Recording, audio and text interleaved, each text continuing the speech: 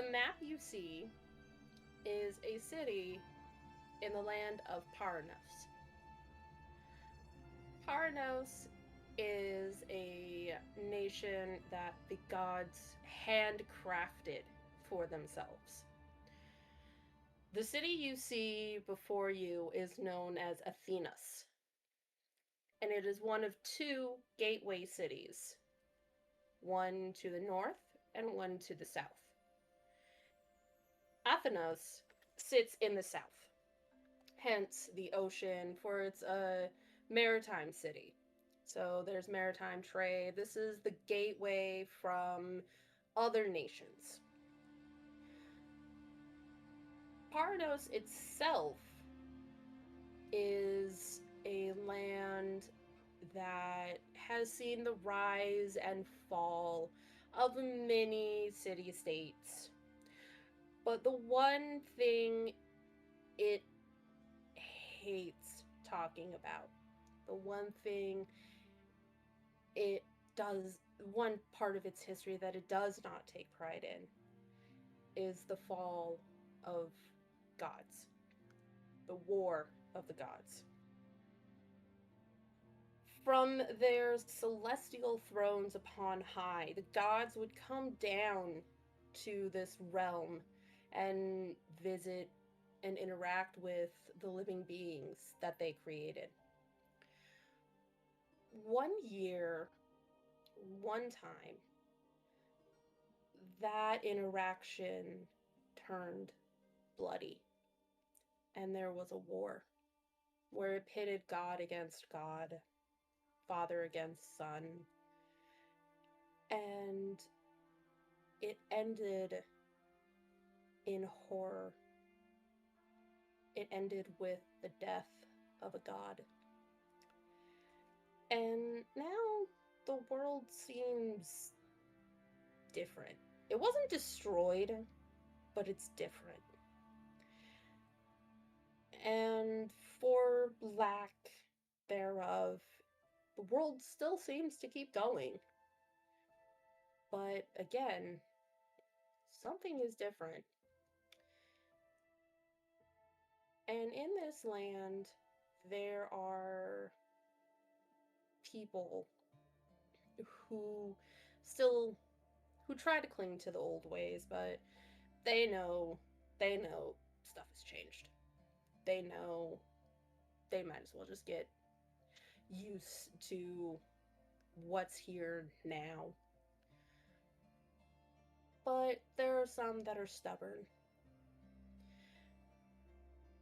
So now our story takes place where our our heroes, I use that term lightly, have made it to this city. And I would like to know, well, first off, I should introduce this city. I'm a bad storyteller at some points. But this is the city of Athenos. And Athenos, as I said, is one of two gateway cities. This city is divided into three quarters, three sections.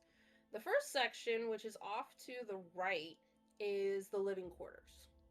These have grand mansions or tiny slum buildings. There's also a few small, like, markets that sell fruits and vegetables, or a few restaurants here and there, but pretty much it's one of those kind of suburban areas. Past the city divider is the sections of commerce and the sections of governance. Within the section of commerce is where you can find artisans working steel, bronze, gold, rocks, turning it into nearly anything mind can come up with. There's also larger fruit stands, vegetable stands. There's a lot of knickknacks and wares. Some of them you would see as typical, some of them you kind of question. To the top of the map is the temples. There are seven in all, one representing each of the what are called the high table gods. And you can see people lining up in front of the temples to offer their like blessings, their offerings, or even children running around one or two of the temples because they are considered orphanages or schools for those either of means or no means at all. But this is, again, one of the gateway cities. And we find our heroes, this merry band of misfits, somewhere in this city. So we are going to start with. You know what? McFluffy, where would we find you in this city? I am more likely probably robbing someone's house right now. So you're going to be in the living area? Yep. Put your token somewhere. In fact, I would like all of you to put your tokens somewhere on this map.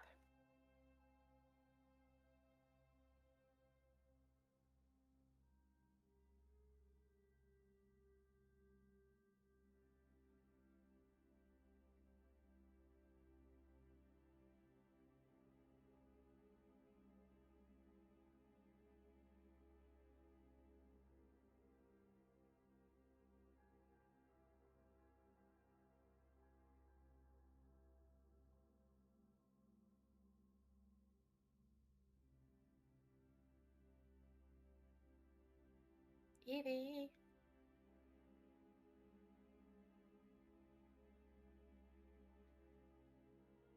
And trying. I haven't used this. I'm more used to.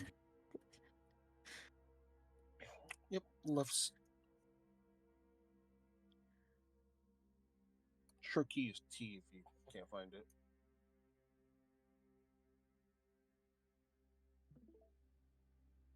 Uh, probably there. Think that's. All right. So we will start with Mayor McFluffy. You are finding yourself walking down one of the many side streets in this residential area. You can see the cobblestone is it looks like it's been upkeep kept up. There's water that runs down like the center of it. Um there are people that walk down the streets, so maybe even a kid or two running past you. Um, Again, you do find stalls that sell food and wares. They're smaller than the ones that you would find in the marketplace. Um, so describe to me what you're essentially doing or looking for while you're in this part of town. Because it's a smaller market stall and all, there's like mostly anybody that's there that's probably mostly unregulated. I'm probably looking for easy marks that I can easily pickpocket and slowly just kind of walk by without them noticing. All right. Roll me a perception check.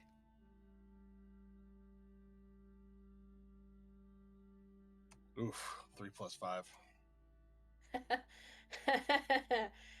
You're not finding very much. Like maybe you'll spot maybe you'll spot like some kind of vendor who's maybe starting to fall asleep while sitting out front, but then like it's either by the time you reach them, they'll have woken up, or a kid will have run by and knocked over a display of fruits or clothing or something like that. So it's slim pickings right now. Wouldn't surprise me. Um, describe to me what your second option is. Well, considered slim pickings and all in all, I might try to persuade people to donate to a non-existing religion to help, for it to give them good karma. Tell them like help donating helps the needy and the poor to give them to a better life to help feed and keep food on the plate. But in the end, I'm trying to take that what is theirs. All right, I need you to. All right, perform this for me and roll a performance. Because this is essentially you are performing. I need you to act that out, good sir. Please, excuse me, kind sir. Could you kindly donate whatever spare change you have to help starving children on the other side of town? Many of them are not surviving. Most of their parents have gone to war, but their children are staying behind. Could you spare a few change to help keep their bellies full and make them through another day? A hardy child is a strong person tomorrow. As I am holding my hat, which is a bamboo straw, out to people, asking. There are people that walk by. Um, a lot of them are actually drawn in your your performance, by your like. Would you call it? Yeah, they're drawn in by you in essence. So some of them are giving you like bronze pieces. Some of them are giving you silver, but a majority are giving you some bronze. You even see one woman nudging a man that's next to her, being like, "Hey, get give that poor animal something." And the husband is just like, "Oh, for crying out loud, really?" So she nudges him again, and he's like, "Fine." So he's one of the rare ones that will drop drop a gold piece, but again, a majority of the pieces you're getting is bronze. And then you somehow somebody pipes up. Somebody shouts. If they're hungry, if them kids is hungry, why don't they go to the Temple of Harvest? They have plenty of food there. And everybody stops. They look at this person who's got rags on, but there's just something about this person. And they shout again. That's why the temple set up their kitchen. They have the food for it to take care of them kids. They've also got the people to teach them kids. And besides, which of them temples is you from? I ain't seen you at any of the prayers before.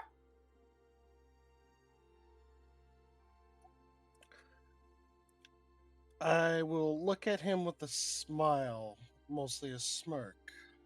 I tell him that I am from a lesser temple, not just starting, and many of the children that are hungry from famine and war, that these children's are in not perfect to the eyes of society, meaning they are either dirty or completely not publicly viewable to the high society. As far as temple, it is on the other side near the main gates as we are still starting. He he stops. He's like, that's odd. They never hear of no temple starting up near the main gates. And now we'll jump to Pip. Pipwick. You. Where are you in this city? In the market. Market. So you find yourself in one of, I wouldn't call it a lower class end of the market, but it's not one that uh, people of means would go to.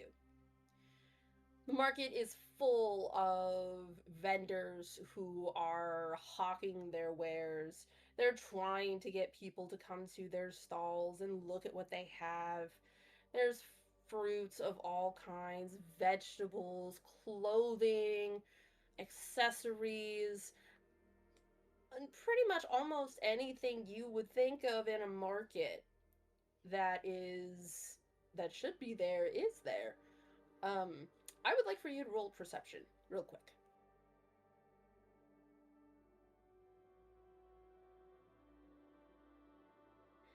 14. So there's possibly there is a sound that you hear that many people in this market don't really acknowledge, but it would cause some who's not familiar with this market to stop and almost do a double take.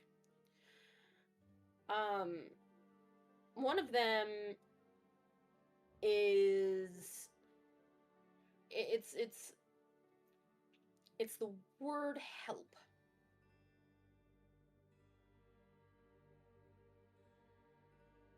I am drawn to the word help and I go towards it. The closer you get to whoever is shouting that, the more people, more beings you see start filling up the space. Um, and the words start to become a little bit clearer. It's um, hired help, um, helpful on the farm or in a house.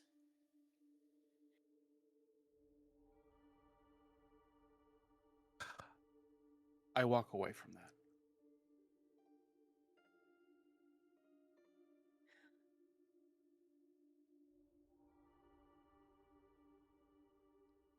Well, huh. Okay, so here's my question.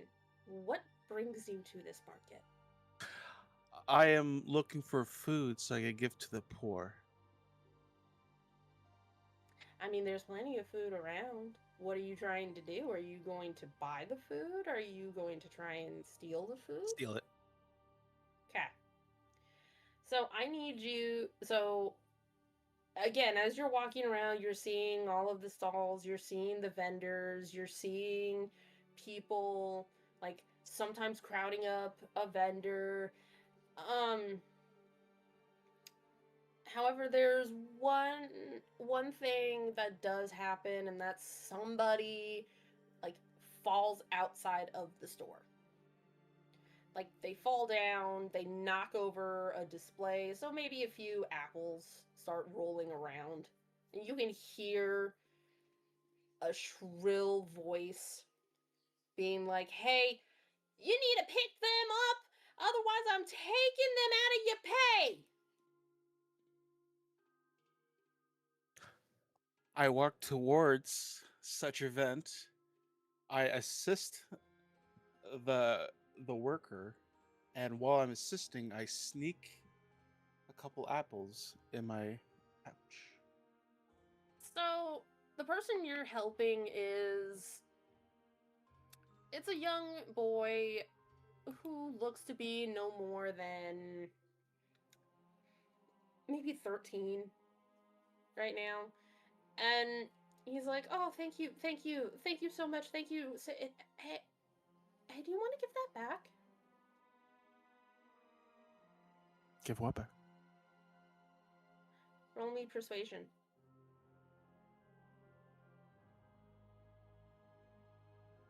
I love it.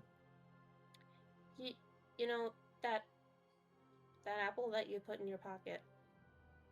If you don't give it back, she's gonna take it out of my pay. I hand over one of the apples.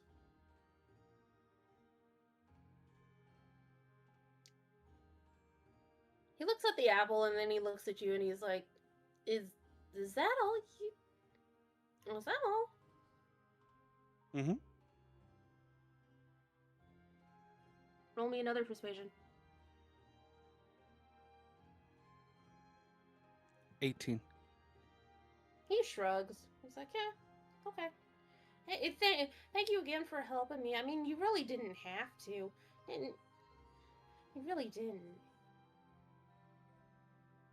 Oh, anytime. Mm, um, yeah, take care. Be safe out there. And he goes back to stacking. He goes back to stacking the apple. He goes to stack up the apples and maybe polish off a few that fell on the ground to get rid of like any of the dirt or something. And as you're walking away, you hear the voice scream out. "Some of these apples is bruised. I'm taking it out your pay." What you gonna do now? I walk towards the person screaming and say, "Oh, these were already bruised. Are you blind?"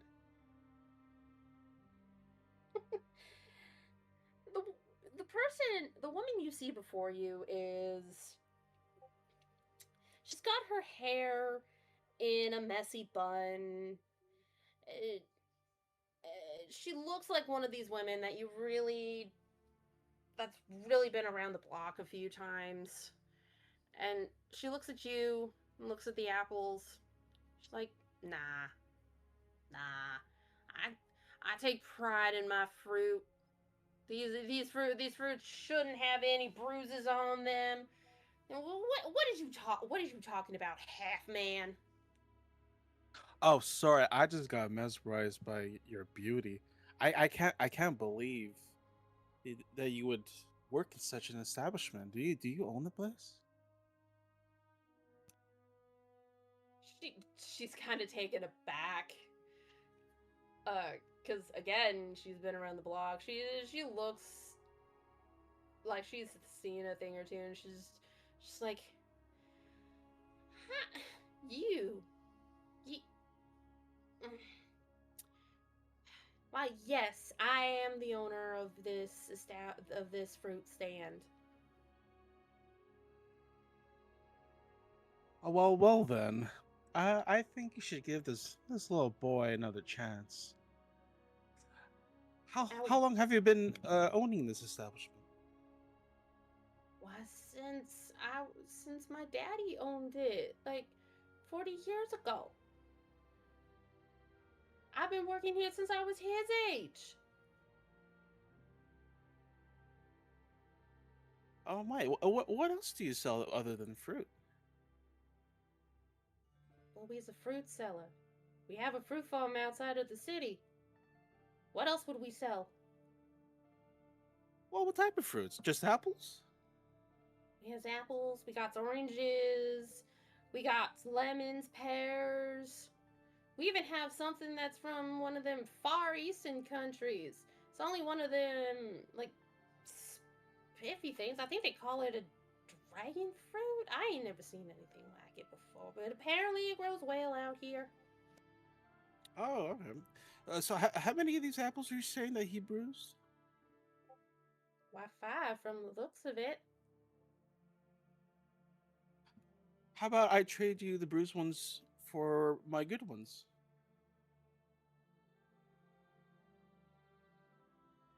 Good ones? Did you try and steal from me? No, no, no. I bought these down the road. Make me persuasion. 16. Good lord, what the fuck? So, she kind of stops for a little bit and thinks. And then she looks down the stall. She's like, did Maribeth sell you them? I didn't catch their name. See that thin lady over there, the one that the wind could snap in half? There is they're looking down. Probably from your height, you might not be able to see her face, but you definitely can tell that there's somebody down the lane that is thin that possibly the wind could knock over.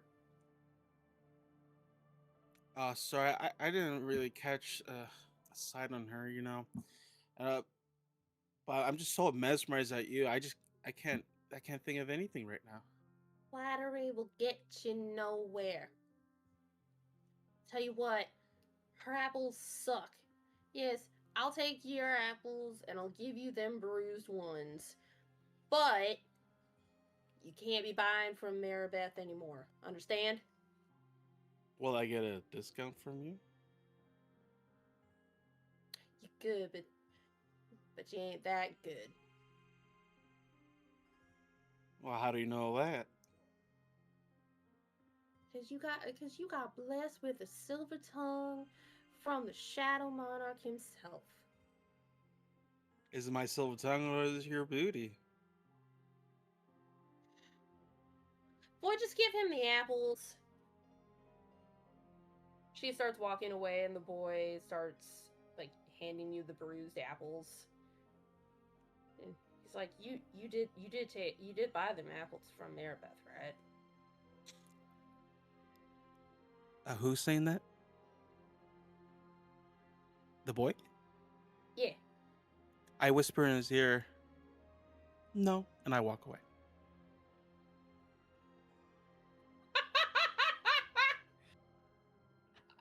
Okay. Okay. The boy's kind of caught off guard, and he's about to shout something, but the woman calls him back into the store. Next victim is Lucian Kane. Tell me why.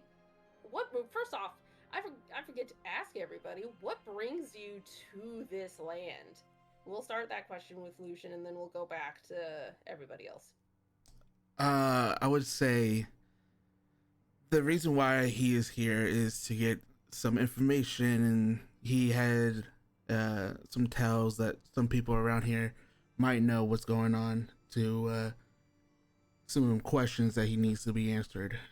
But he also heard that this place has amazing alcohol. Well, Lucian does find himself in what would essentially be considered the restaurant part of the market.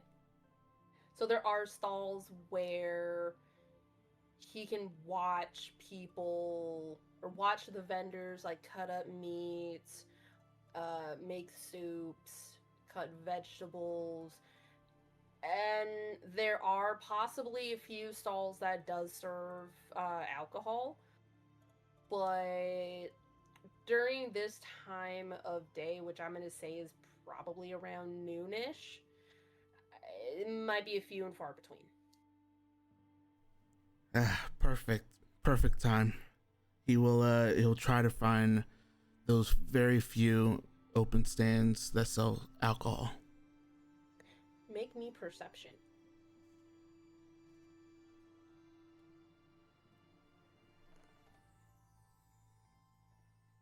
12. So you can't really tell from the outright which stalls will have them. The only thing you can do is go off of maybe a gut feeling or maybe smell.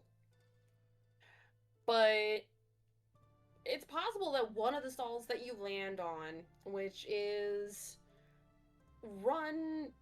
in front has a man who looks like he's seen things, chopping up bits of what could possibly be beef with a massive cleaver.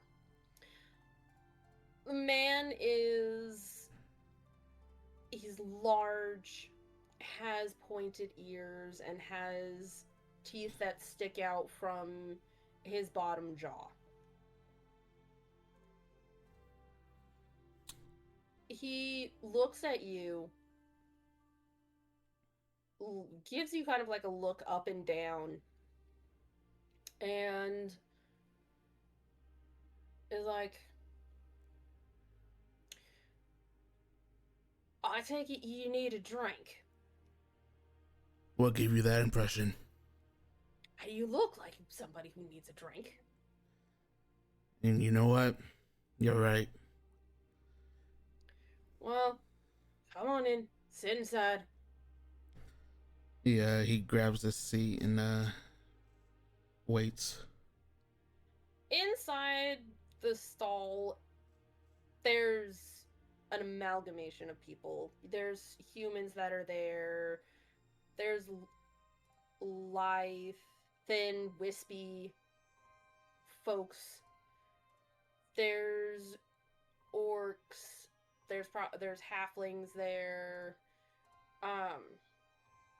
There are a few kobolds as well, or cabals too. Walking up to your table is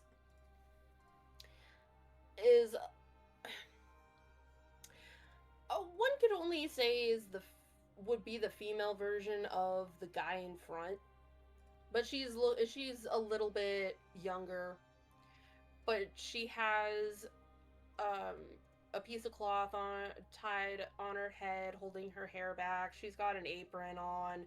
She sets a plate in front of you and a mug as well. She says, my father told me to give you these. Appreciate it. Thank you so much. You're wonderful. Of course. If you need anything, you just let me know, alright?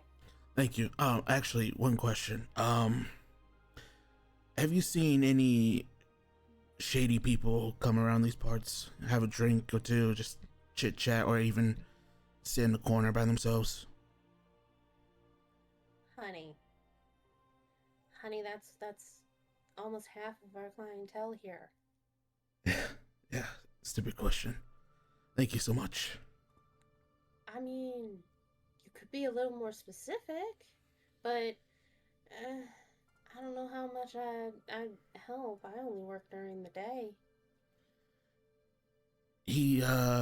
They usually wear cloaks, hooded, might have an emblem around their neck. I might have seen a few, but not that many. You'd have better luck going to one of the stalls on the outside, on the other side of the wall. Thought so. Thank you. Real quick, can you grab me another one of these? And he just starts chugging down his first glass. Oh, sweetheart.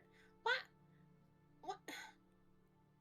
You and my dad both. All right, fine. I'll grab you another one.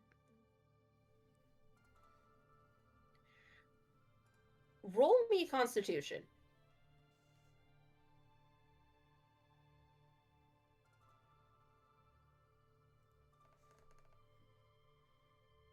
Ted. It hits you hard. Oh, this is the good shit. It hits hard. The first thing, the first sensation that starts to go is your feeling. Your hands start to feel clammy. The next goes your vision. It's swimming. You're finally able to look down and see the plate that was given in front of you. But at this point, you're not able to tell what the fuck is on that plate. What was on that plate was slices of meat and bread and cheese that the shop owner had placed in front of you. The woman comes back with another mug, and the second you look up at her and she looks at you, she's like, "Oh dear, oh boy, What is why did this?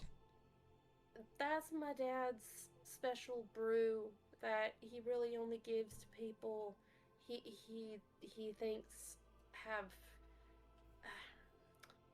My dad used to be a centurion, so one of the guards that used to guard this city. Um, so he's kind of developed an eye for people who have fought quite a bit. So I guess he thought that you was a fighter, and that you'd be able to handle this. But oh my word! Listen, little lady. I am a fighter, but there's no fighting that. That is strong. Yeah, yeah. See, my dad's a follower of the harvest god, and well, he always gets his beer blessed by at the temple. So it's possible that there might be a little bit of divine magic in there. I don't know. I ain't touched the stuff. Um, but I think I'm gonna get you a half glass No, unless you no, want. that's fine. Just the full glass is fine. Thank you. All right then. What I'm gonna need you to do is sip this slowly and stay in your seat. She hands you the mug and walks away.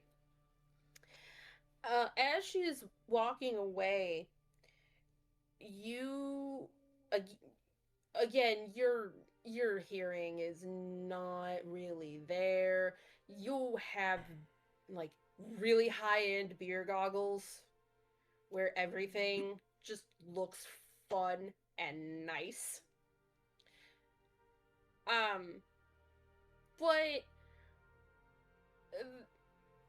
there's some talk that you can hear that people are talking. You're just not able to differentiate Mhm. who's talking, and it's possible that somebody has said that there was a shipment of new blood that just came in. That that raises his that catches his attention. Um, he'll try to through his glazed vision try to figure out where that conversation is coming from. I will need you to do Constitution. Because you are trying to focus hard. 13. You're able to tell which general direction it's coming from, which it's coming off of your right, which is near to where one could see there's the bar area where the barmaid is getting some drinks ready for another people who just sat down, getting another plate for them. As you look over and you're trying to focus, you can see people in hoods, but you can't tell what they're wearing. Now we're going to jump to uh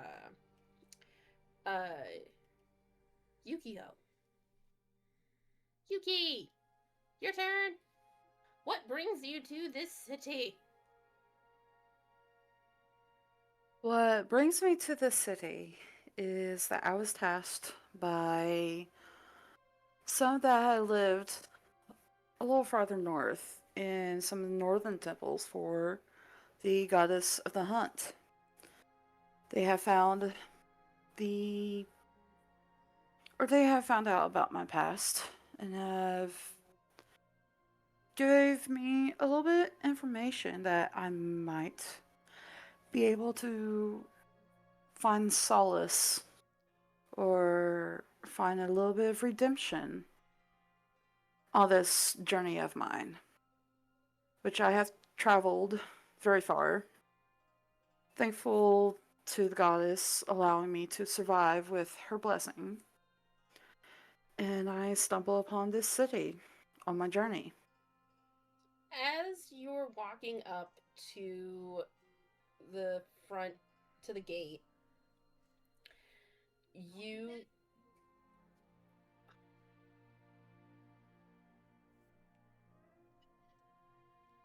as you're walking up to this front gate, you notice that there are like carts.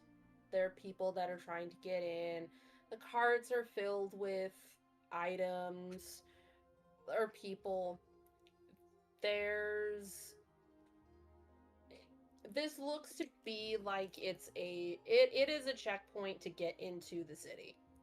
So the guards there are looking at the carts, they're looking at the people. Um, for some of them, they're pulling them off to the side, doing like an even greater inspection. Um,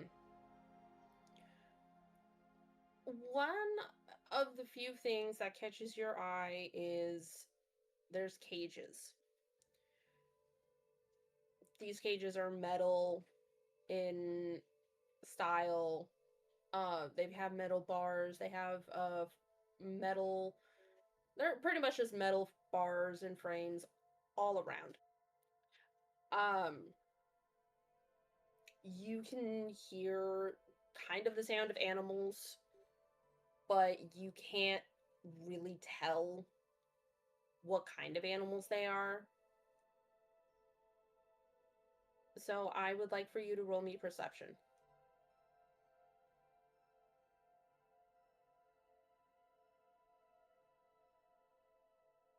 One of the cries you hear sounds familiar. Right off the bat, it sounds familiar to you. So naturally, I am drawn to it. As you get closer, um, you can hear people talking, and one of the people is like, "Well, I've never seen a a feline that looks like this. Whoever would have thought that they'd start walking on 2 feet?" Oh, I know, darling. And oh my god, the headache we had just trying to capture this thing. Ugh, but can you imagine what it would look like inside your house? At this point, I'm slowly getting angered, but I remain to keep my cool. I decide to walk up to speak with them.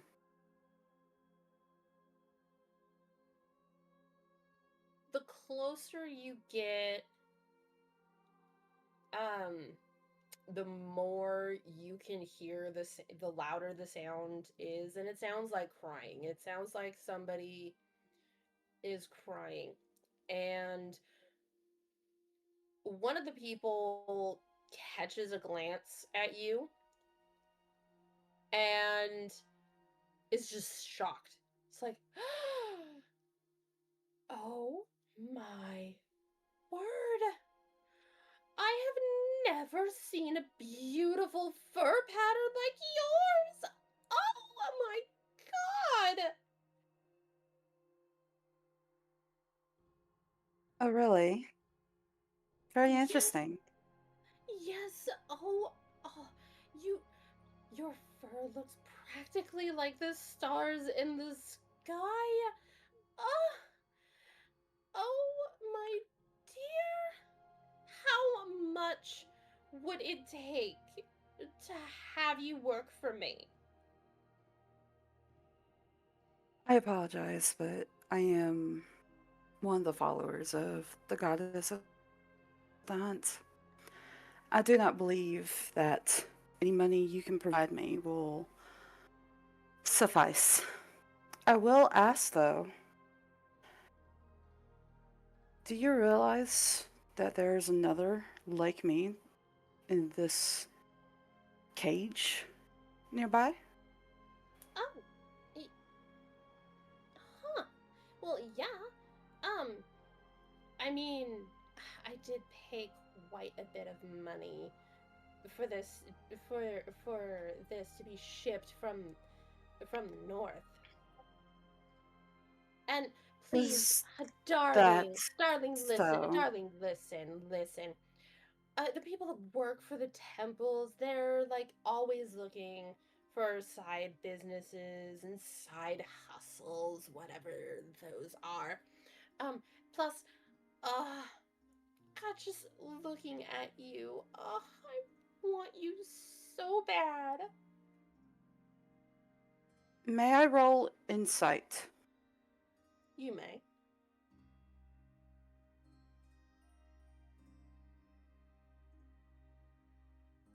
Okay.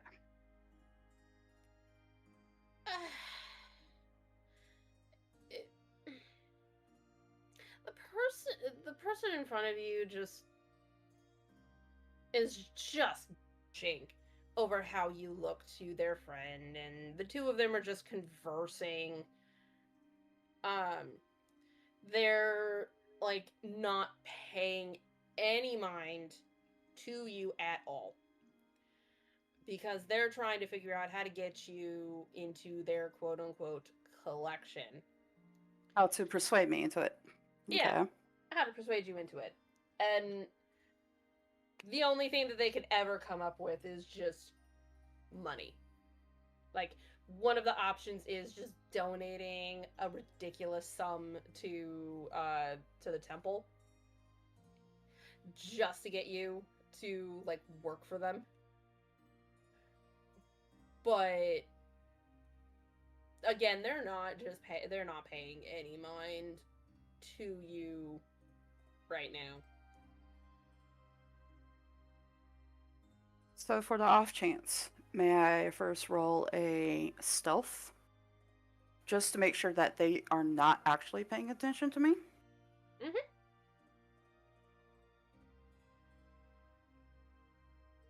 Yeah, no. That And sorry. I was also going to ask, and in doing so, seeing that according to the roll, there's a very high possibility that they don't hear my footsteps from where I'm moving to the cage where I hear the crying from. that is a May very high I possibility. may I roll a sleight of hand to see if I can free the one that's crying? First, I want you to do uh, first I want you to do perception. Okay. So when you get up to the cage and you look inside, you see not just one uh leopard one child, but there's several. There's several kids in this one cage. And one of them looks at you and their eyes go wide and their mouth hangs open. and it looks like they're about to scream. I at this time motion to them keep quiet with a hopeful gleam in my eye to them.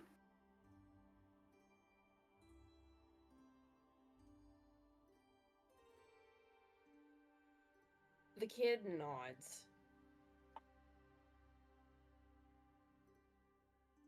And so we'll come back to this. Our last player, Kithris. You find yourself in the temple area of the city. You can see temples of all sizes. It's not just the 7 great temples that are there. There's also smaller ones. And there are people giving offerings. Some of them are food, some of them are clothing. Um, there is some singing. There is also like some of the temple clerics that are doing like healing outside of the doors, offering prayers to some, um, proselytizing about uh, the gods and like redemption and forgiveness and all of that. Um, so aside from all of that I just described, what brings you to this city? Alright, well,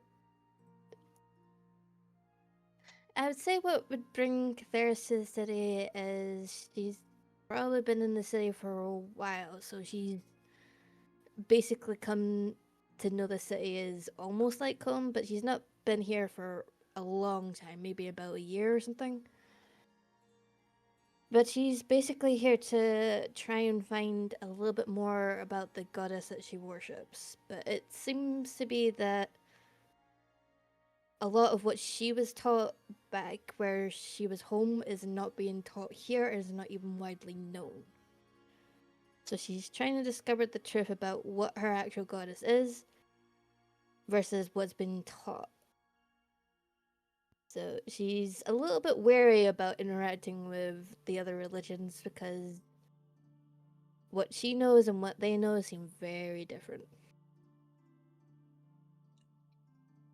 As you're walking down this path, kind of you kind of get the feeling that with the time that you've been here, um some of the priests, they're friendly with you. um you may have had like an interaction with a few of them and talked to them about what's gone on, what you were taught and versus what they were taught. And sometimes it's almost evolved into a shouting match of who's right and who's wrong. But at this point it's more of y'all are just on friendly terms. um one of one of the priests actually stops what he's doing and he excuses himself and he runs over to you. And he's like he's like I looked up what you were talking about the other day. I I can't. I need to apologize to you. The priest in front of you, it has is he's a half elf, and around his neck is a medallion that has a cloud with a bolt of lightning coming from it. And his robes are kind of a little stained, but that's to be expected of somebody who does like labor for the church. But he says, I need to apologize to you. I I I looked up what you were talking about, and I I didn't realize that some of the stories had been rewritten. So even here it starts. I I don't I the others can't know about this. You know that. I suppose it wouldn't do to make a scene. Well, not only that, but there's stories. There's tales of like this. I don't know who they are, but they're a group of people who have been doing some shady stuff, and and like the other temples, they're just turning a blind eye to it. And corruption spreads. Why am I surprised? I know, and there's nothing a small little acolyte like me can do about it. I, you'd have a better chance of going outside the city walls and trying to find proof of it. He looks and he sees one of the elder priests looking at him, and he's like, I'm sorry, I wish I could help you more. The only thing that I know of is you might be able to find something in a small town called Kirth, outside to the northeast. You might be able to find something. I appreciate the information. May the Sky Father bless you. And he runs off, back to what he was doing. Why was I even bothering to check? She just sort of dies to herself. There is a group of people who are leaving the temple that you're in front of, and they have on some robes that are kind of darkish in color, and they're talking about going and getting food because you're like, after praying for so long in that stupid study class, I'm so hungry. Hey, let's go to that one stall that has that orc dude in front of it, because I hear there's his stuff is like super good.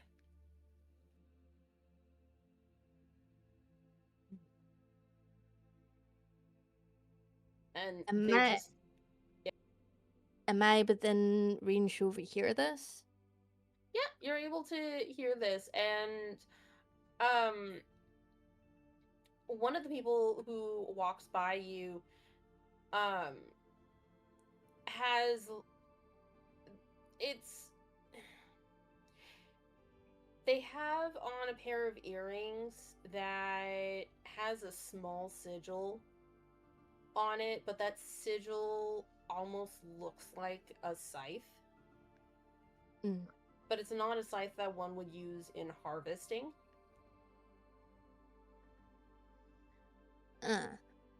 Okay, can I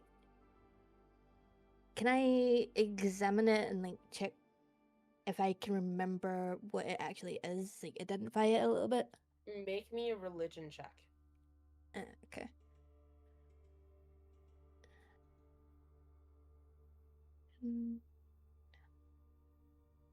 Okay.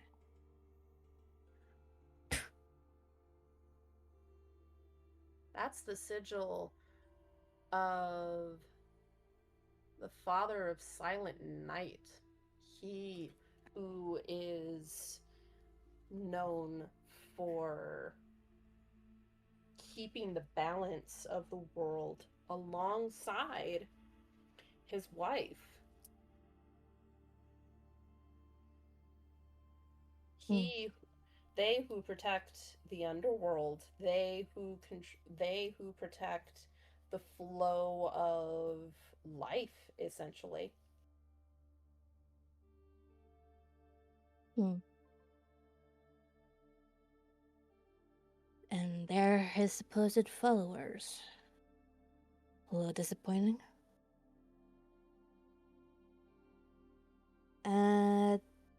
Kithair should probably grumble a little bit under her breath, but would probably follow him because she does need to get some food if she's going to head towards Kurth. She needs to So kind of prepare for the journey a little bit. So as you're following them, you're kind of able to overhear their conversation. And one of the things that they talk about is the relationship the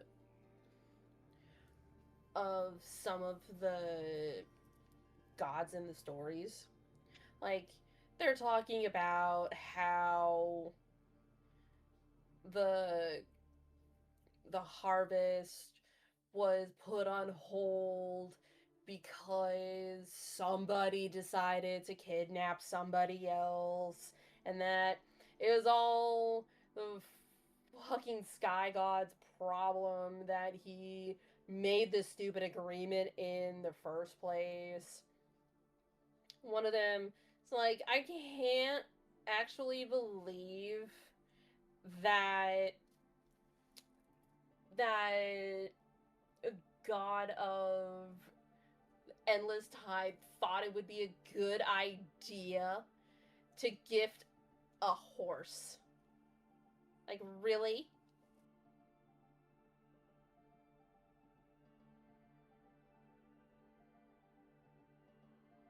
So this now ties in.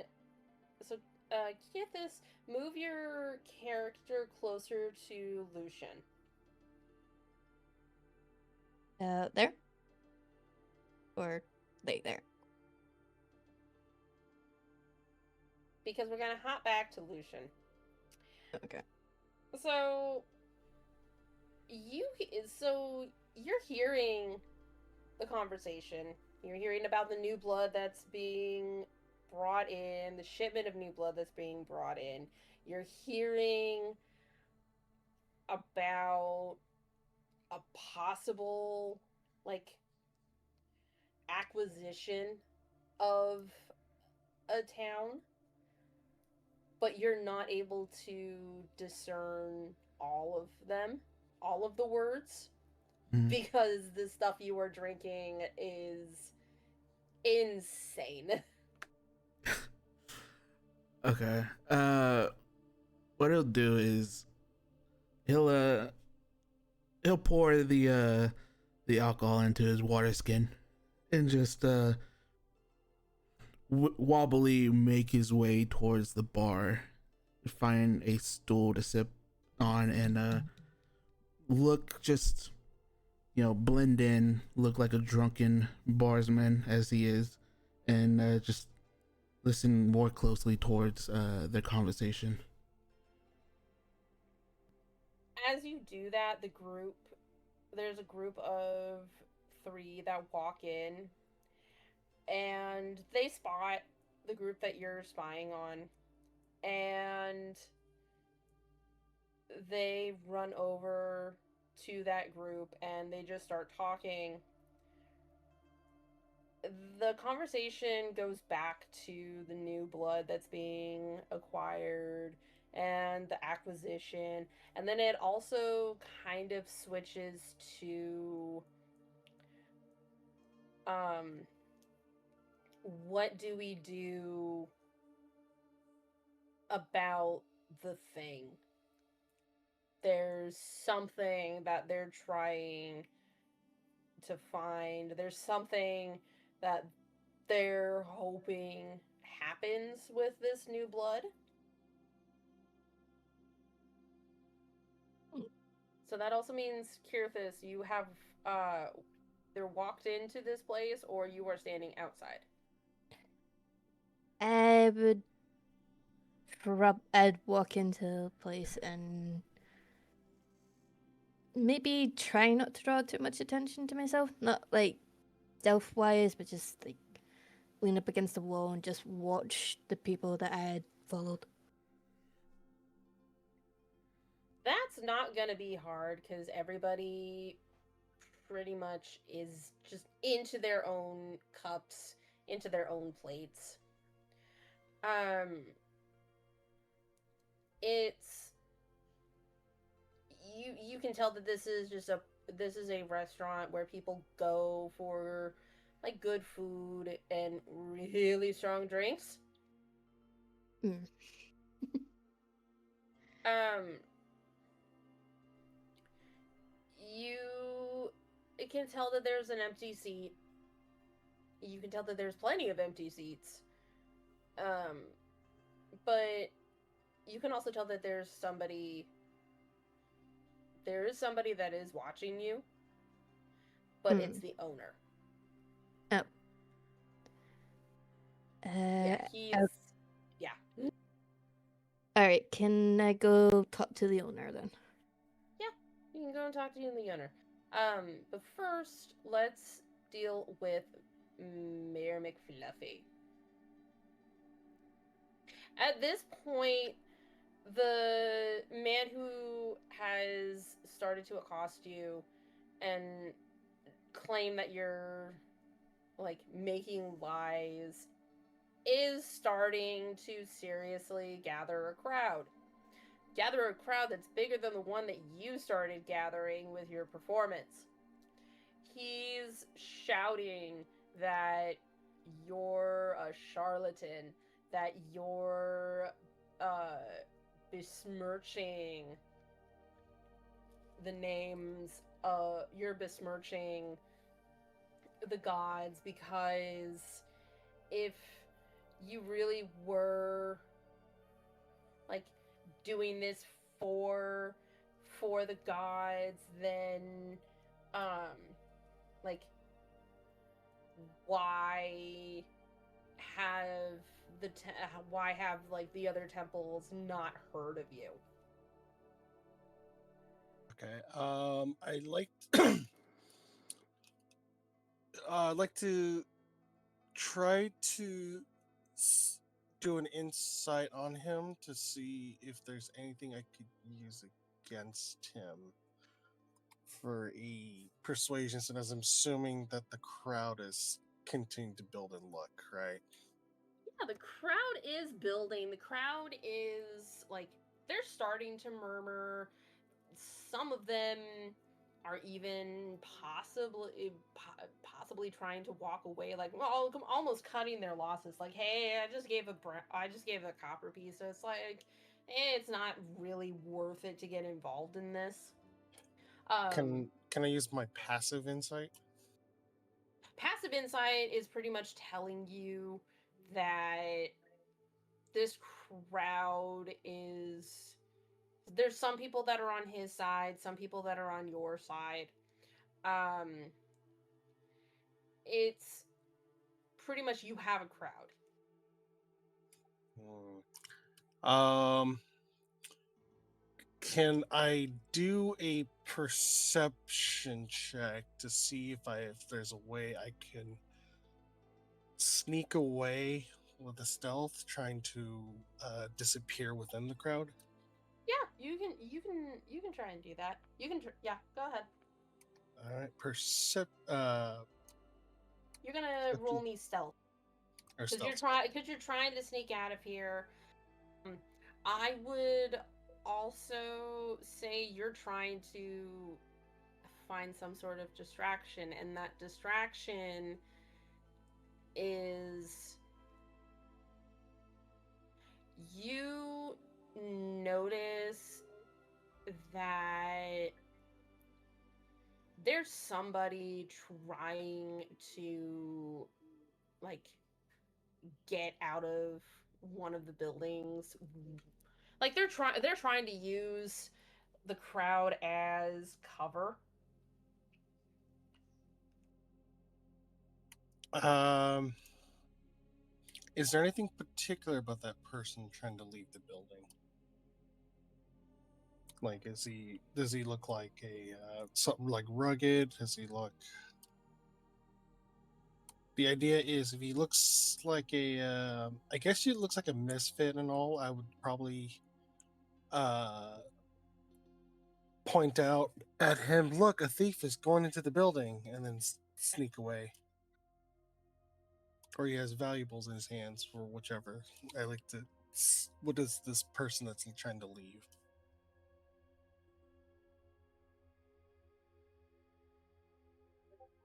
So this person looks looks guilty of doing something. Let's say this person is pretty much night night. This person is pretty much doing the walk of shame.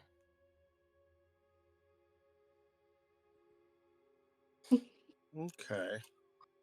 Um, I like to take some of the coins I did collect, some of the bronze coins that I had in my hat from the collective quote unquote donations.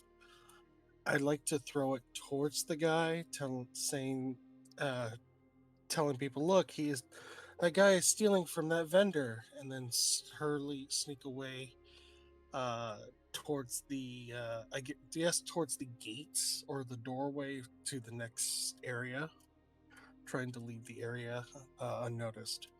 So the second you call out to that guy, to that person, and have everybody look at him, you notice that he's holding a bundle of clothes, but they look like clothes that should be under his robes. He's doing the walk of shame and he screams and is pretty much embarrassed that he'd been caught.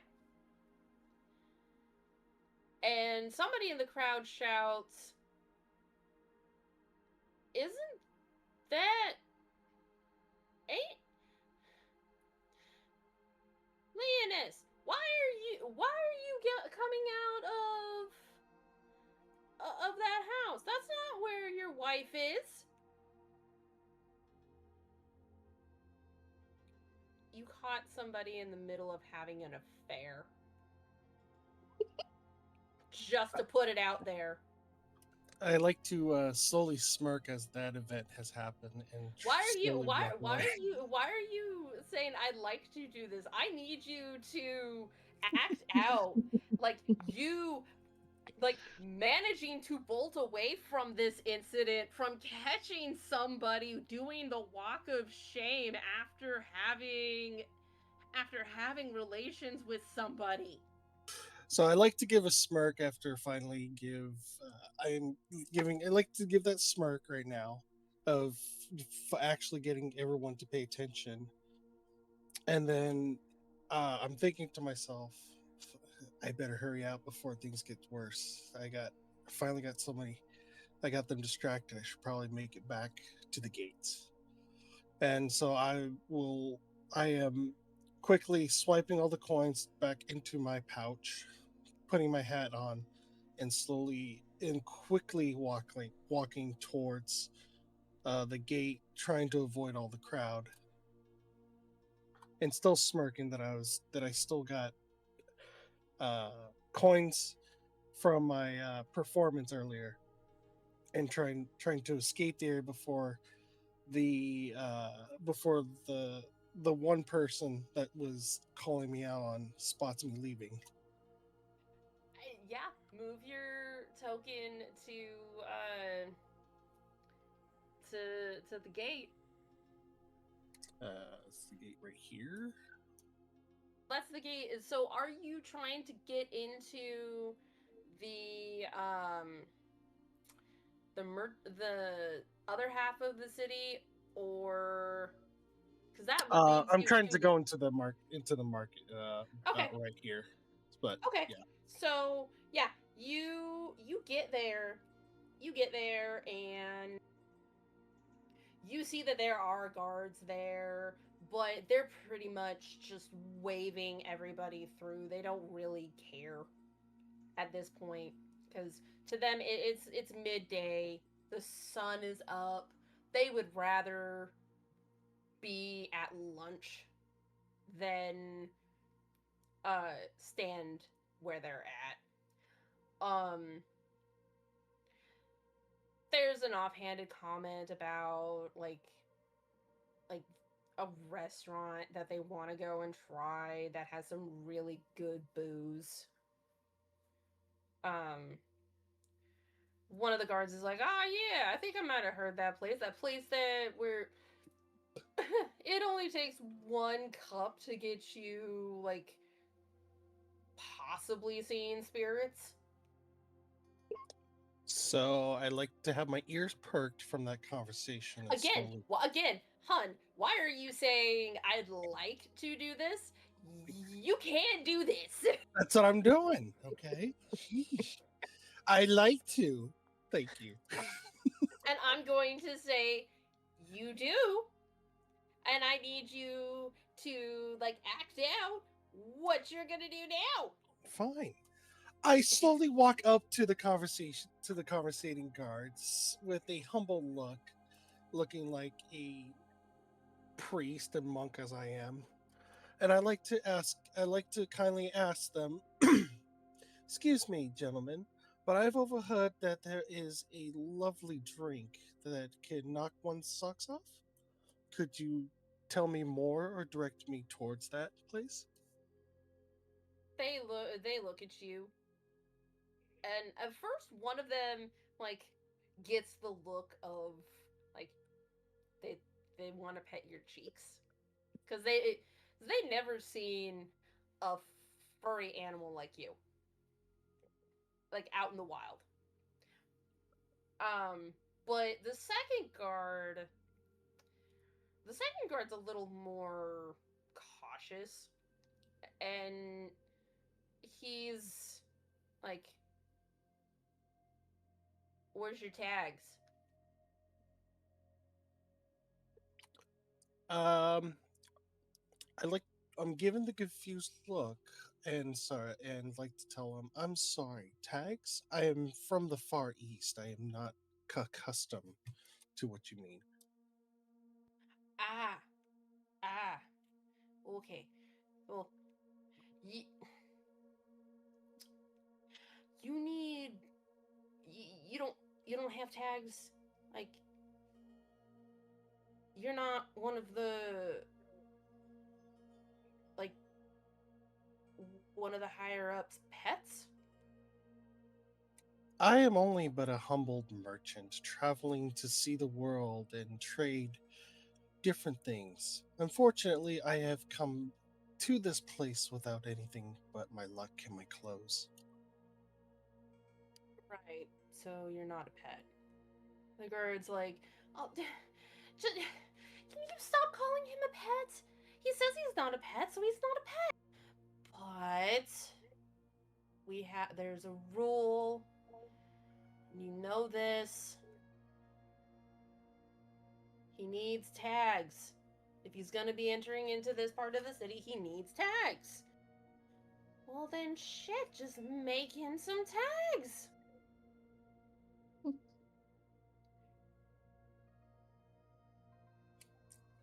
I'm just still continuing to stand there in front of him These with that these humble guards look.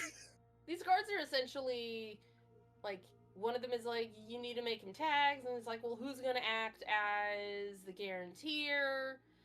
And talking they start bringing up words that are familiar to you: guaranteer, protector, overseer.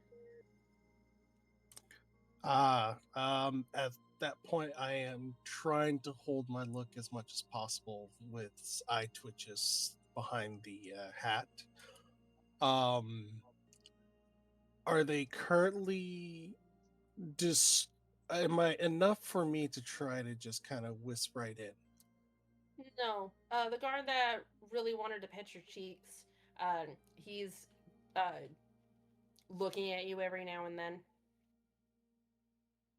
Um, Uh, it, yeah, he's stealing glances at you every now and then, but it's not glances of suspicion. It's more of, my God, you're cute and I want to pet you. I like.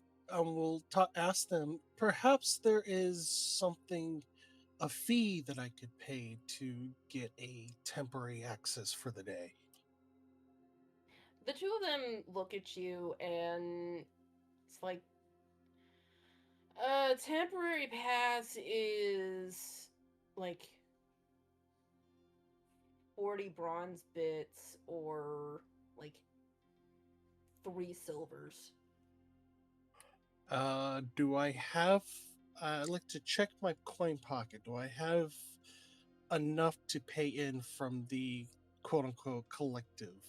You, when you look inside your bag, you notice that there's a majority of bronze pieces, but if you actually count them up, you have 35 bronze, 2 silvers, and 1 gold. Uh, I like to tell him perhaps I could pay this 1 gold without a name.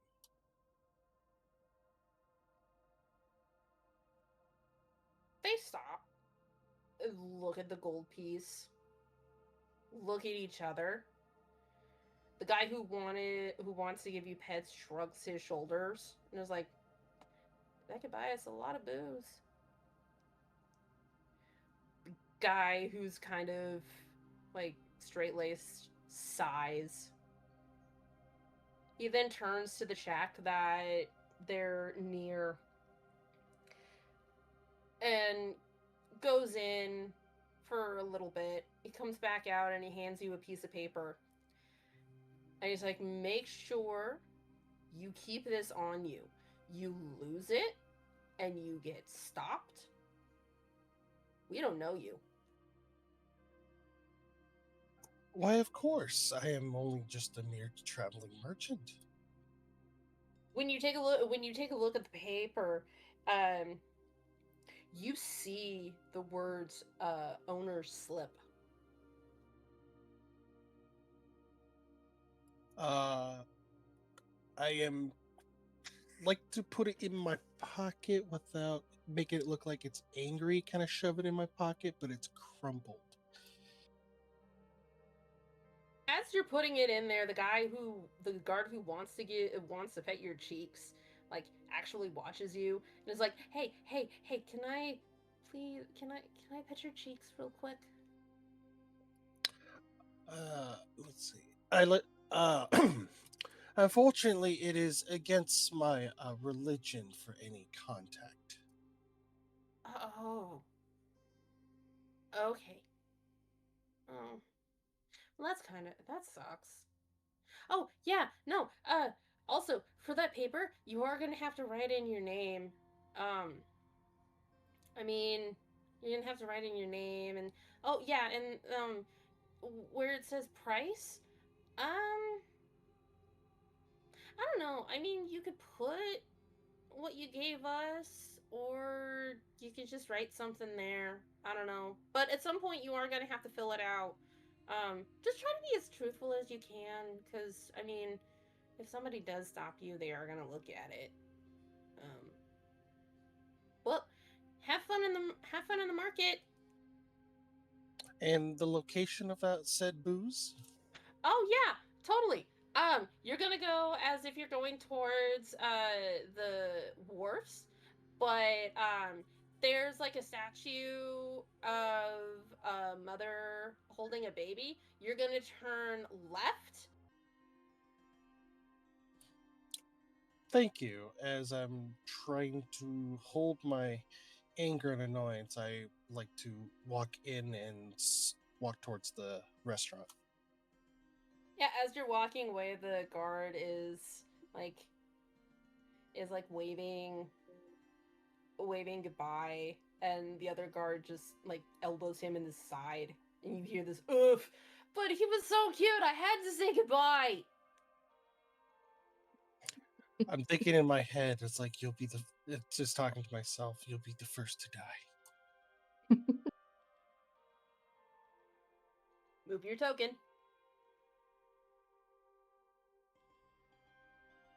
Pip, you're next.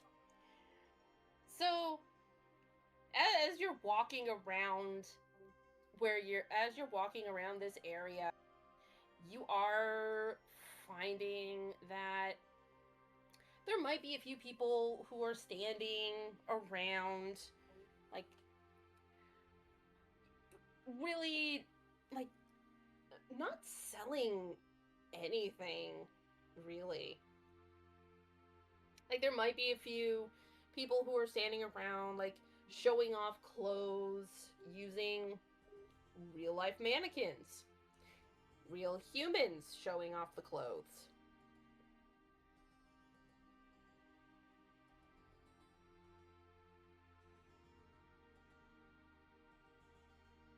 And again, there's people there might be people who are, again, just standing around, like, with another person next to them. You're hearing the words help. There's also people who are just, like, standing around with signs around their necks. There's still the fruit stalls, there's still the vegetable stalls. Um, there's Uh, also, yeah. I slow down, pretending to admire a scarf while quietly watching the models and checking if they're breathing, blinking, or reacting to people. You Then I then notice then I ask, do they move at all when people pass them? you notice that they are breathing, but they're not reacting to the people that are walking around them. And one of the people who hears you is like, one of the stall owner. He's like, no, they're put in a trance. It's the only way to sell them.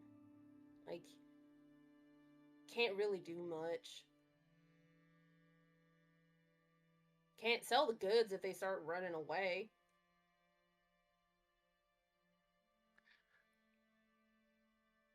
I tilt my head and whisper to the stall owner, a trance?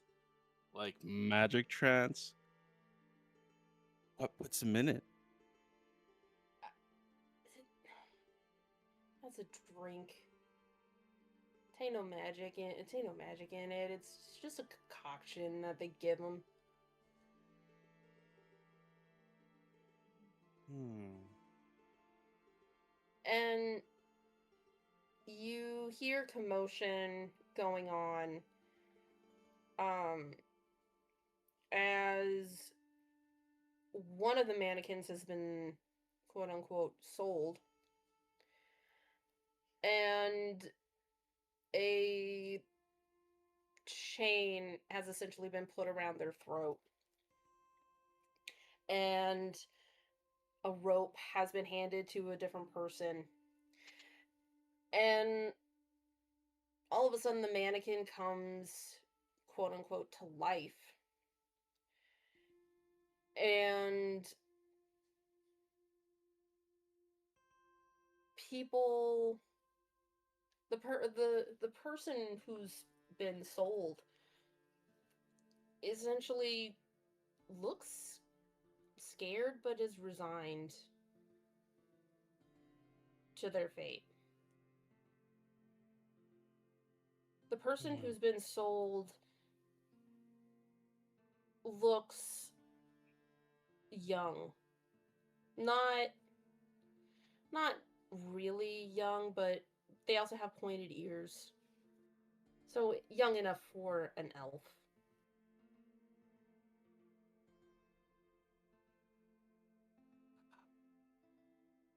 I ask the shop owner, hmm.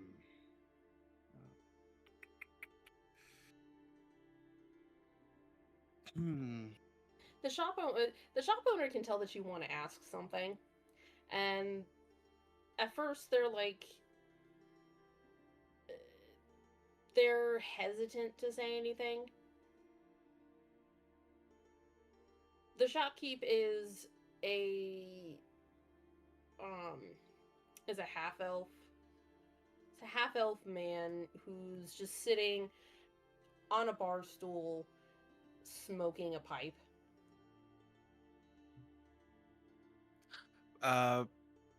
I check out if he has a pouch on his side. Oh, what? Pouch, like a coin purse or something. No.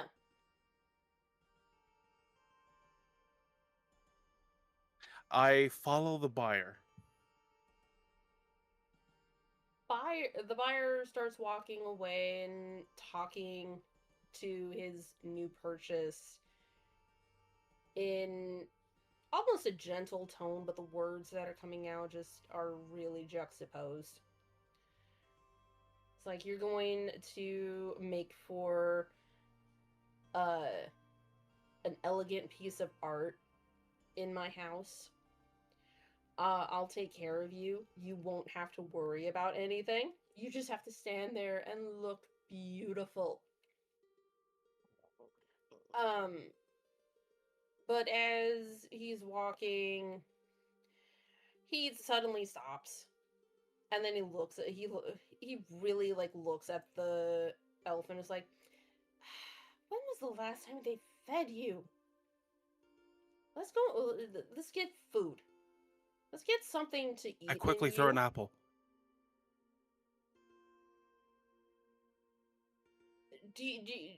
are you just throwing it in At the general? person, at the owner. I need you to roll me an attack because you are essentially attacking this man. You are throwing something at this man.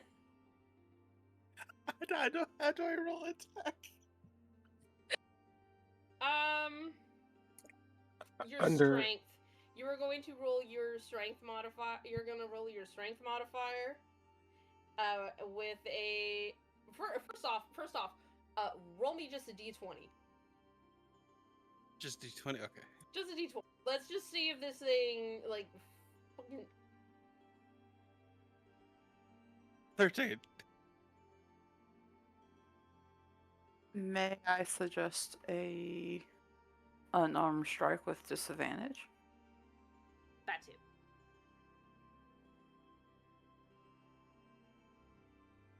How do I do that? under Okay. actions. On your character sheet, Okay. if you go to the first tab, Action? actions, you should Yep. have where it says attack. Okay. You have multiple different options. One of them Sneak should attack. be one of them should be Okay. a unarmed strike. To roll at disadvantage, you will roll that twice and take the lowest number. I press on the damage one for unarmed strike. Under hit/DC. Oh, okay. That, or if you hover over it, a little beam That should pop up. That's one. Roll it one more time. 16. So it's 16. If you actually get the widget or the little I guess it's called a widget that you can get for your little bar on whichever browser you use. You can have it pinned at the top, and you will be able to, whenever you hover over your different items like unarmed strike, acrobatics, or things like that, you can just press the B that pops up instead of actually rolling the damage or hit DC. So that should help out in future sessions. Nice. I'll have to find that. But in any case, congratulations. You hit this man.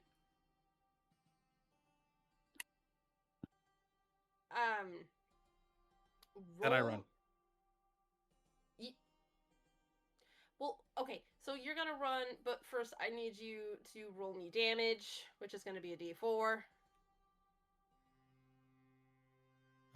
Is it that? Oh wait, no.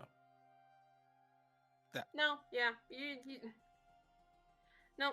We're gonna take the 1. So you damage this poor man. Like, you basically smack him in the face with the apple, and the apple falls. And as he's looking around, he sees the apple and is just like, oh, would you look at that? The gods have blessed me today. And then he takes a bite of the apple. Then I say yes. But he takes a bite of the apple.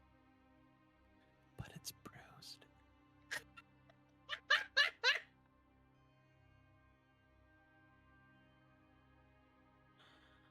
Oh. What?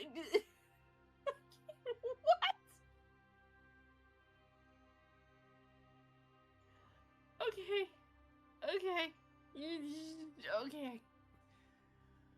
It's super effective. It's not something that I.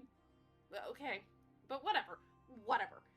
You have essentially given this man a bruise and a bruised apple. So, you know what? We'll call that a win-win. Then I quickly gasp, "Oh no! I tripped my apple! Oh, are you okay? Oh, were you eating it?" He looks at you, looks at the apple, and he's like, this is your apple? Oh, yeah. You're eating it. Finders keepers, and he takes another bite of the apple. I kick him in the butt. This is a humanoid man. You are half of his size. I need you to, again, roll an attack. Are you really sure you're gonna, like... I kick him.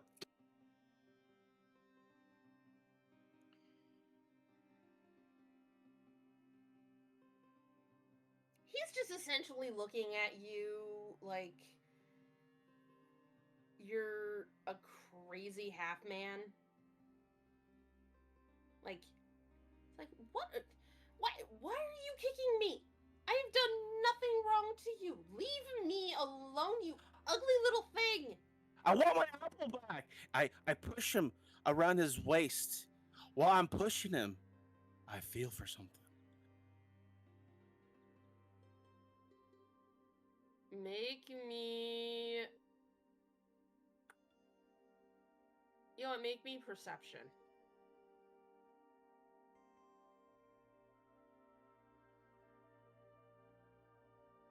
You ain't finding shit.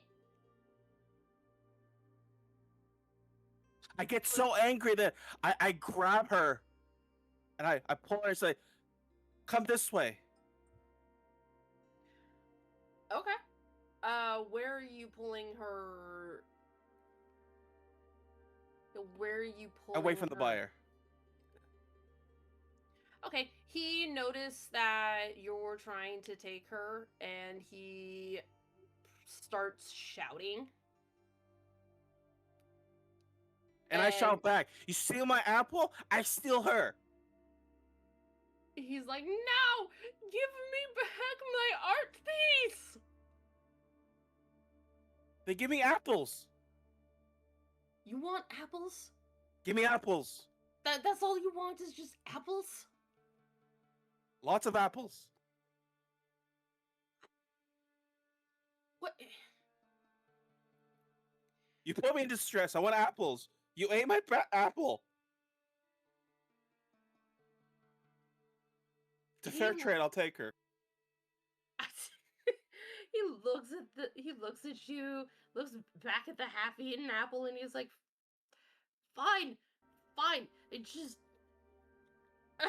let me find my manservant, he has my coin purse, and I will give you coins so that you could go and buy apples to your heart's content, okay? 2 gold coins. Gold coins. Or I'm telling the guard you stole my apple. He looks around and he starts to see there's kind of a crowd starting to form because of this ruckus. And it's like, fine, just don't harm my art piece. Just fine. Just give me a moment to find my manservant, and I'll give you your coins. Thank you, this is acceptable. So he starts walking off, and he's shouting. It's like, there's nothing to see here! Nothing! Just go back to your lives! Before he starts mumbling, where is that stupid little Keebler elf?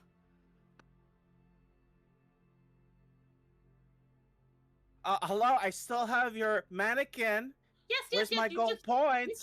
You just wait there. I need to find my manservant. You just wait there, and I will find him, and I will come back and give you your coins. I don't have While he's my not purse. looking, I whisper in her ear, do you want to be free? She looks down at you, and she's like, yes, I do.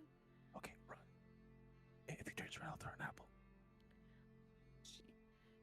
She's at first like, why are you helping me? Don't worry about that, just run.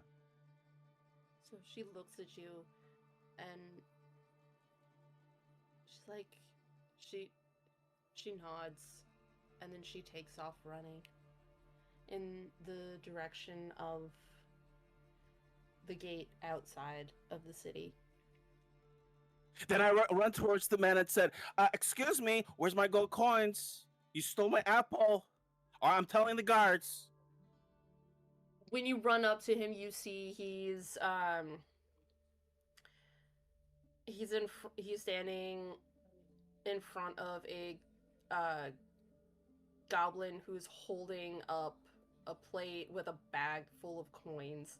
He's like, God, you and the coin. Yes, I am getting your coins. Just wait. I told you to wait. Can't you just wait? Why can nobody listen? And he looks back at you, and he's stunned. And he's like, where's my art piece? Oh, she's at the vendor. I don't know. I want my gold coins. You stole my apple. Everyone, he stole my apple.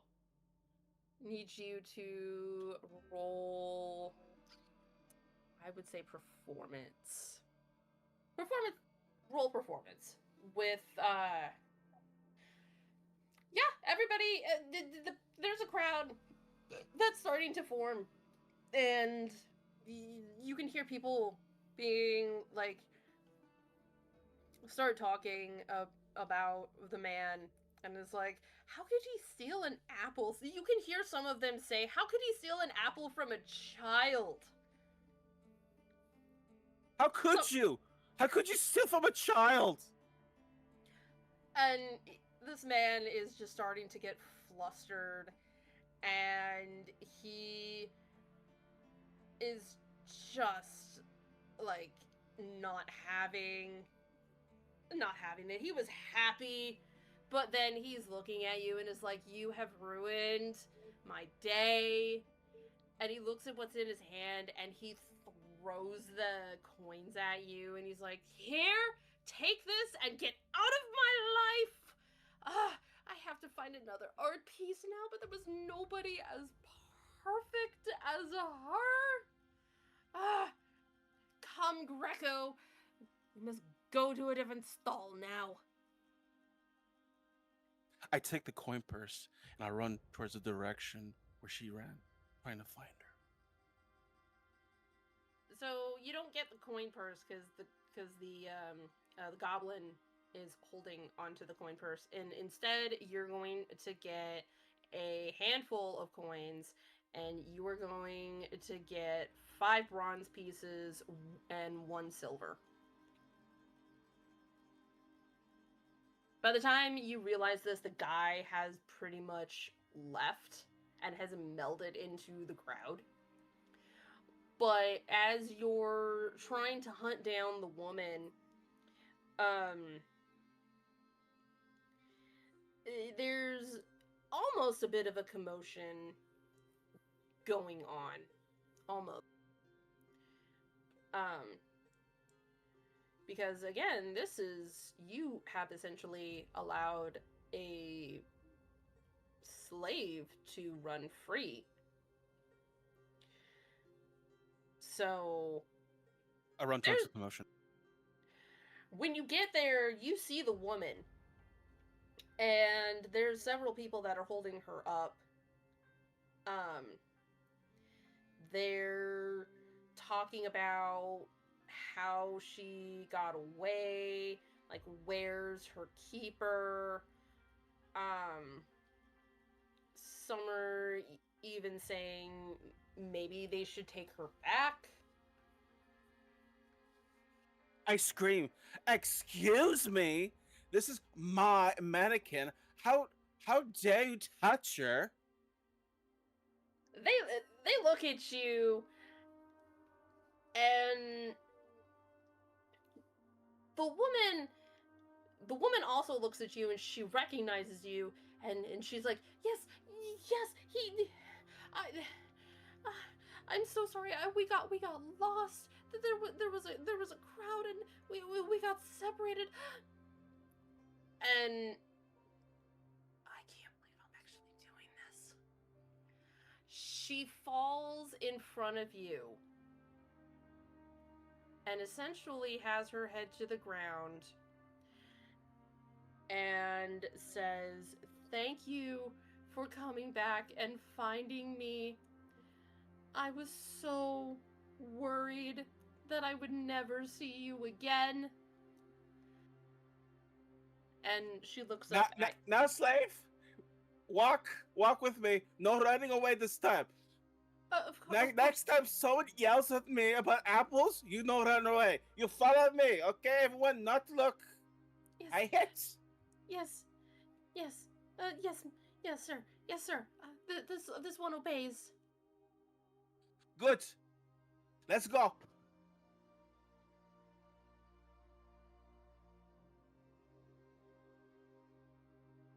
You just start walking off, and everybody's just like, "Oh, okay. So that's fine. That's fine." Yuki. Yes. So one of the children spotted you and was about to scream, and then you managed to get them to be quiet. One of the other children notices this and then looks at you and mouths the word shadow.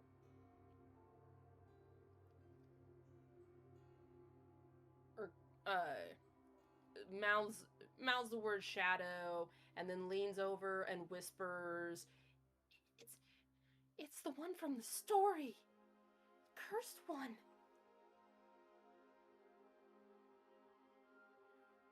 While all of this is going on, there too at this gate also seems to be kind of a commotion. But this commotion is somebody essentially being angry that they're not allowed into the city because they have been sent. Their documents are all fine and everything, but they're not being let in, and they're just causing a commotion. This is also drawing guards. to you.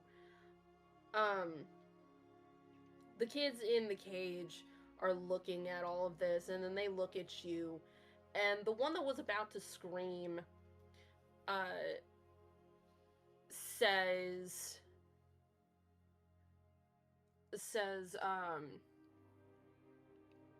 that you essentially should go. You shouldn't worry about them.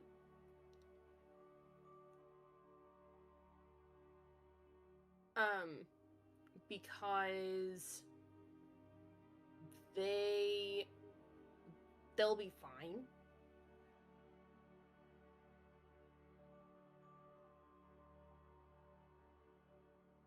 It's the others who are inside that need your help.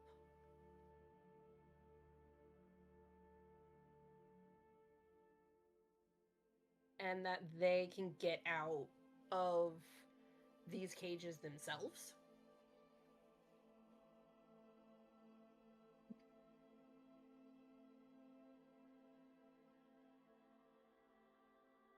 Hearing one of them whisper about the cursed one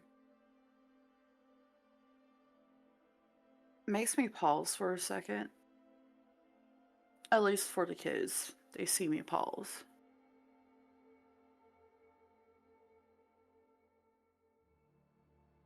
But understanding that they are like myself, and knowing that our race are strong to live amongst and to be survivors, it kind of breaks my heart a little, but I at least whisper quietly to them.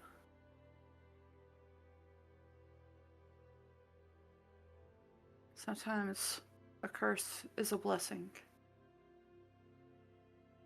One of the kids smiles and nods.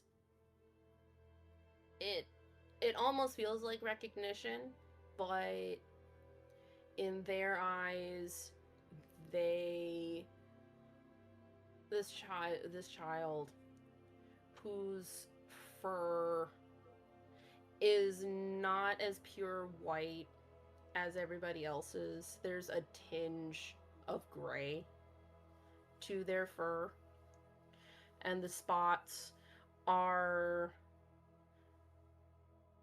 almost a black, a really blackish dark gray. Nods and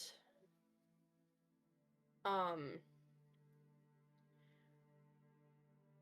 and almost and whispers my elder brother is somewhere. I hope I can see him. um Stay safe, big sis. These children, you know, are not from your clan. they're they're from a different clan. They have heard the stories of the cursed one, but you can gather that their stories are far different from the ones your clan has told. These ones are not fearful of you like the children in your clan are.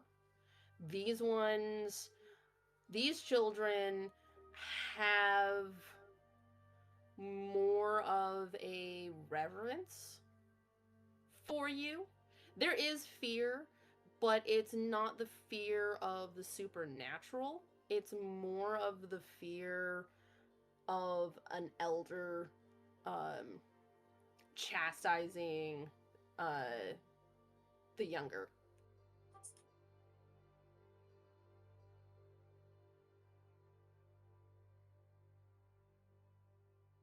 Hearing And them. Sorry? oh, go ahead. I was saying, hearing the younger one call me Big Sis. Actually, allows me to smile with a mischievous glint in my eye, knowing that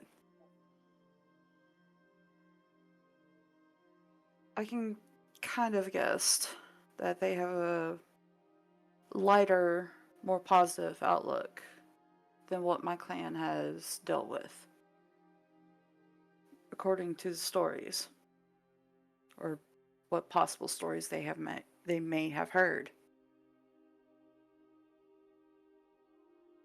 So I nod and whisper back, "May the goddess of the hunt protect and guide you all."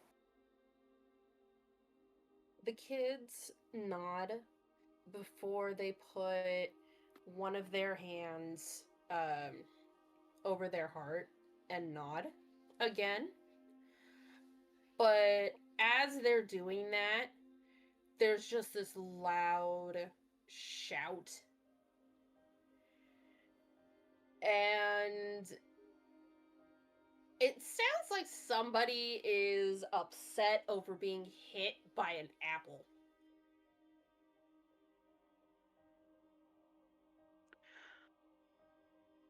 Well, with hearing that, I nod back to the child and turn ahead, see what the commotion might be. Naturally, my curiosity being piqued. There's a guy standing at the entrance who's talking with some of the guards. And he is very upset that he got hit by an apple and that this ugly little creature took his artwork, and now he doesn't want to show himself at the market ever again because of the embarrassment that he got.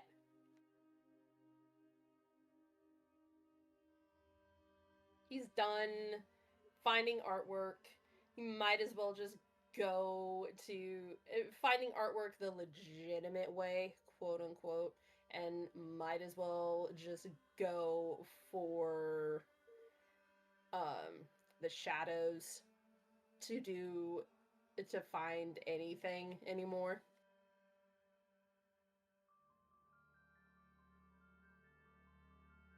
As I'm walking up, I subconsciously and slowly get closer, trying to see if I can hear more of what he's saying about these so-called shadows to find quote unquote artwork or whatnot.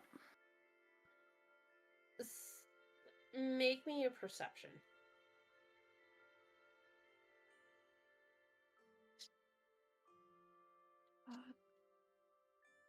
You don't really discern much.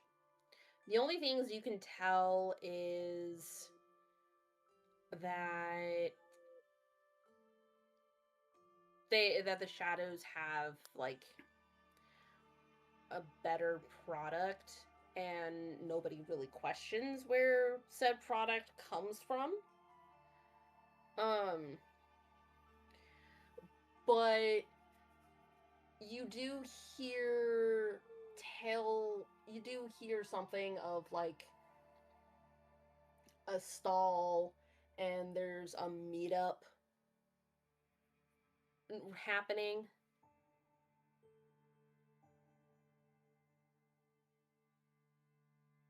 Um, the man does.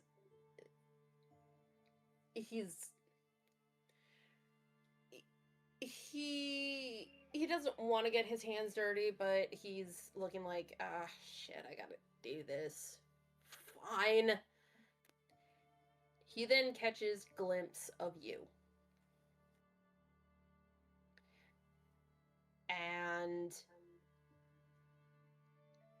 he gets a look of you can see a look of joy start spreading across his face.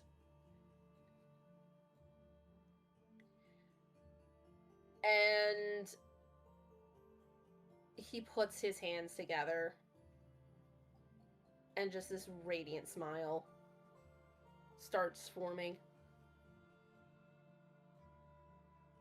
Think that he notices me. I just glance at him with my icy eyes, knowing that he probably couldn't see, but I also raise an eyebrow in skepticism at the possibility of what he might be thinking.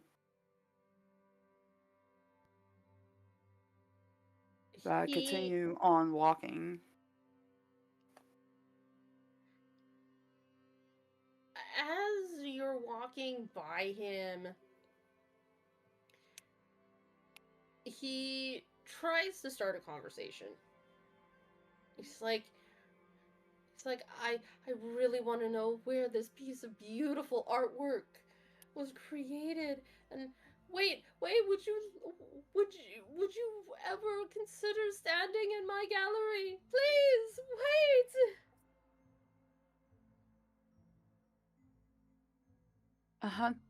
A huntress does not just stand as an artwork. Oh, even better, the glint of mystery. Oh, my dear, you have just this air of beautiful, like, savagery about you. I must have you. I stop and look at him, watching if he tries to actually get closer or try to lay any hands on me.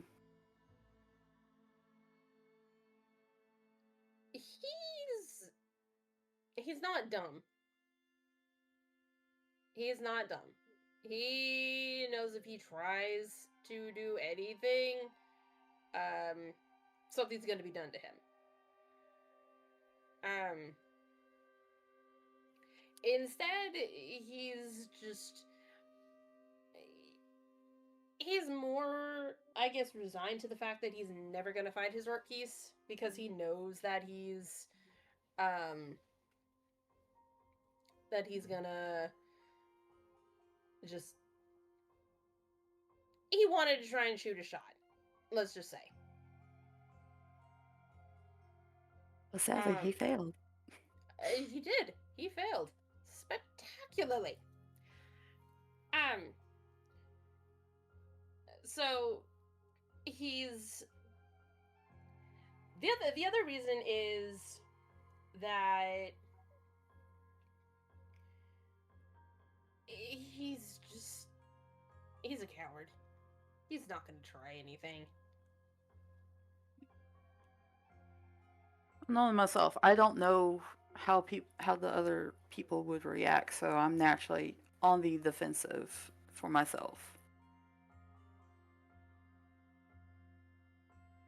But seeing that he does not try to move towards me or anything, I just continue walking and start my way up towards the gate.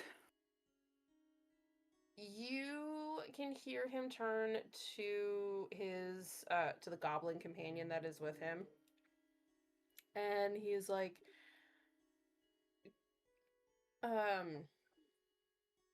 Greco, did you see that beautiful piece? I think there was another one like that at the market today.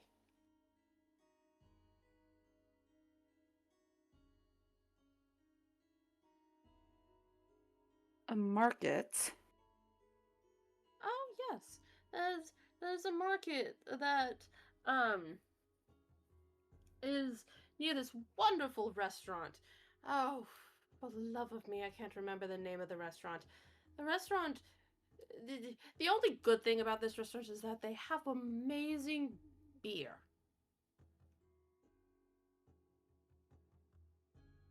I don't care about the beverages.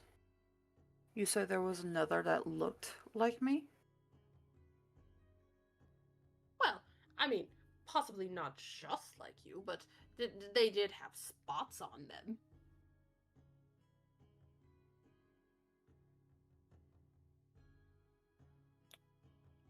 Really? Hmm. Yes, they're in the market. I don't know if they actually sold or anything. I mean, there were. I don't know if anybody was actually interested in them.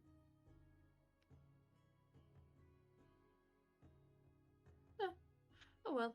Come, Greco. Let us go home. I'm tired, and I need a hot bath.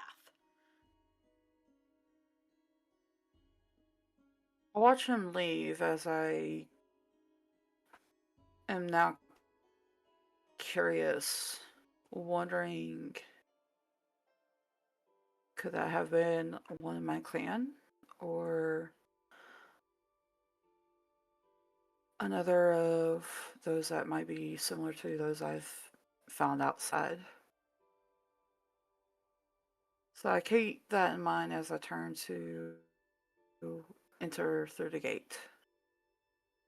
Yep. As you enter in, you have made it into the market area. You've made it into the land of buying and selling stuff. Um yeah, so essentially everybody is in the same area. Um Illusion and Kirthris, as you guys are like in the restaurant, especially Lucian, you can kind of hear that this group is again planning to go and pick up some more merchandise. Um Hmm. but you can also hear them talking about um that supposedly where they're going, they have they have an old treasure,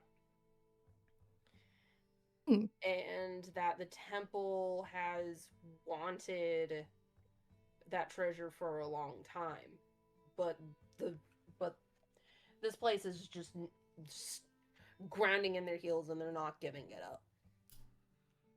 Hmm. Am I able to,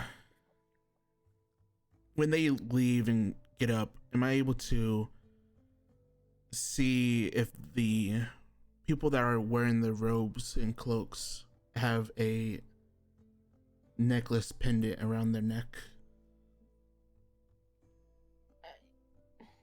Yes. I, Um. uh, I, when they are about to leave, I will not stealthily, but hang back and follow them and try to get a gist of what they're really up to and get as much detail on these cloaked guys as much as possible. Okay. As they're getting up, um, one of them kind of starts to adjust the cloak before pushing in their chair.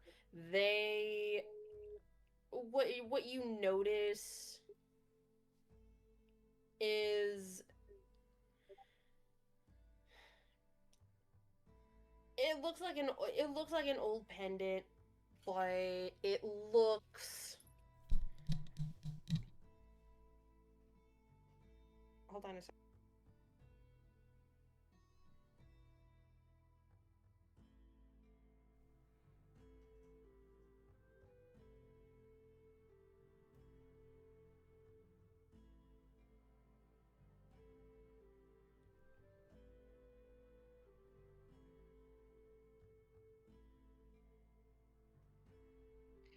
it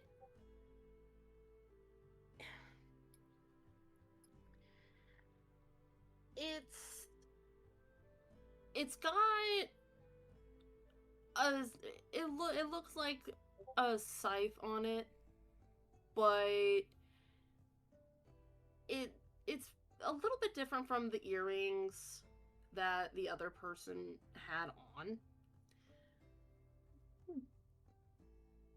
But laying underneath the scythe is a shield.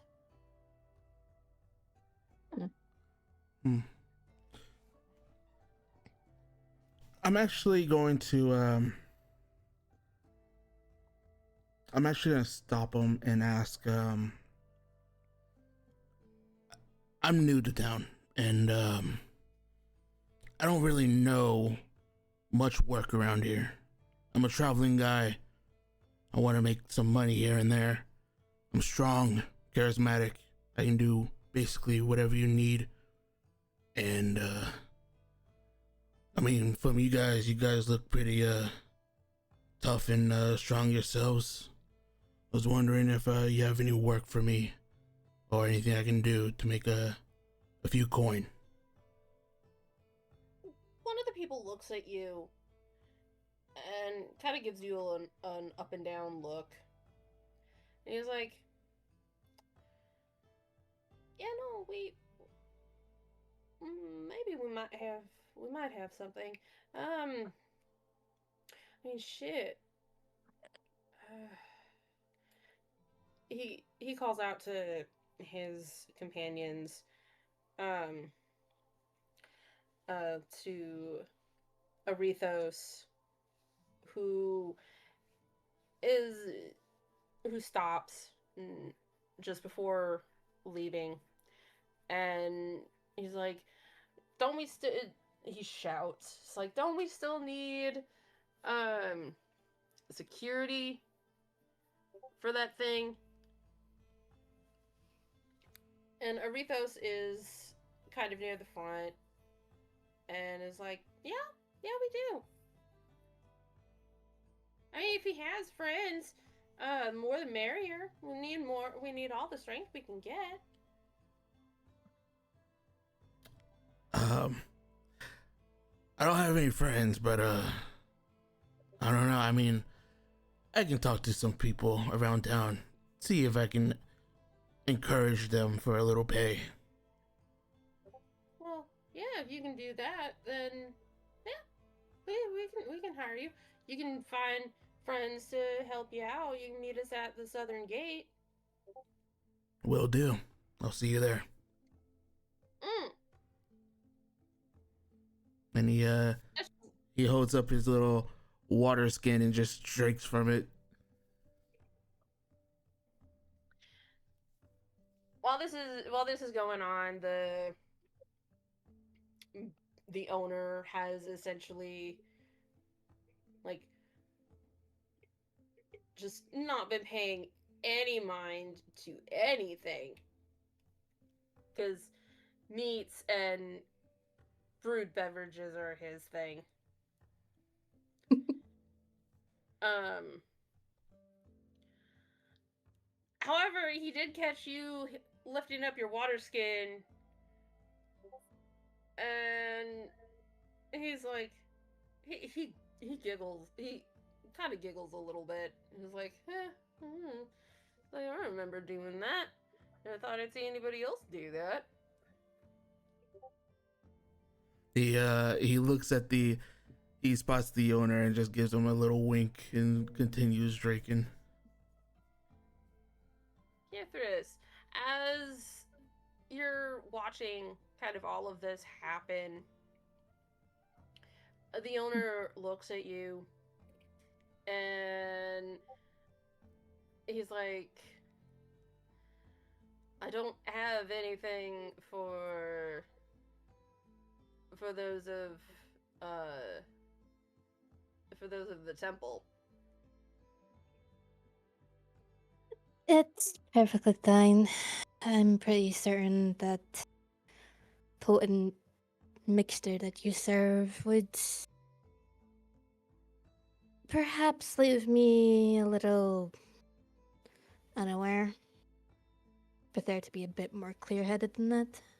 Aye, that it is, that it is. Even the faithful up there in those gilded things tend to bow down to what I make.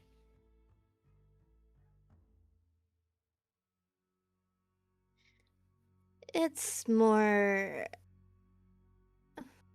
Well, you can never be too careful around this city.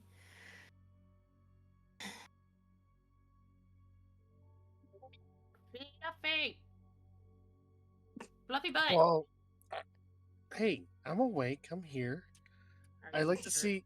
I'm watching. I'm as I'm approaching around. I'm watching, seeing what's going on now. Well, So I'm kind of doing a perception. you can see you can see cloaked figures leaving in a group. Like this group is essentially 6 strong, leaving this bar or leaving this restaurant, and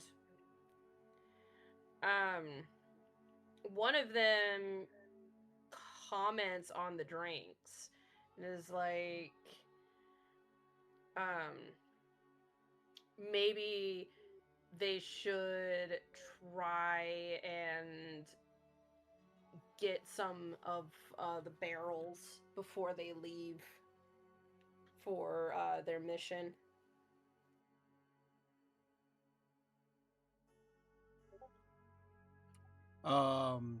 Am I noticed by them or am I ignored? They're not really paying much attention. Um, Essentially, they have been talking and filling themselves up not on booze, but on again talk.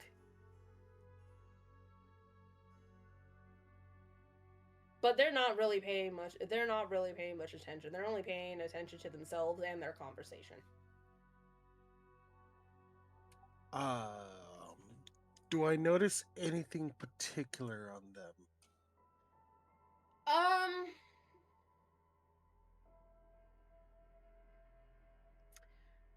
make me perception. Well, no. Yeah, no. Make me a perception.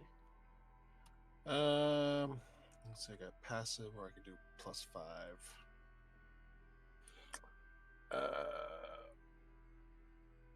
What do I get? Can I use a passive perception? It's a Uh, 15. you know what? You with the passive perception, you do notice that one of them has something on one of their ankles. Is it like metallic or is it like It is metallic. okay?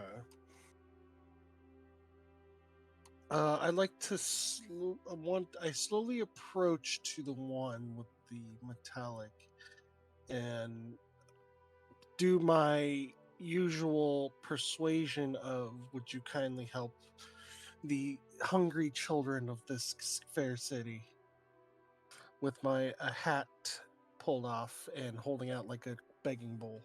Make me performance. 19 plus 3.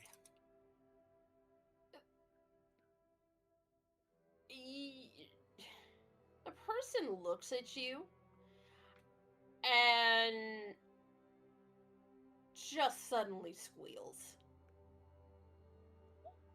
It's like, "Ah, it's adorable!" So that causes their compatriots to look in the general direction and they see you. And one of them comments that, you don't really see red pandas around here very often. Um, but one of the other ones hears and is like, "Oh, does that mean you work for one of the temples?" But I am only a fair fair monk that travels around and helping children in need. I am here with my partner here. Uh, is Lucian nearby?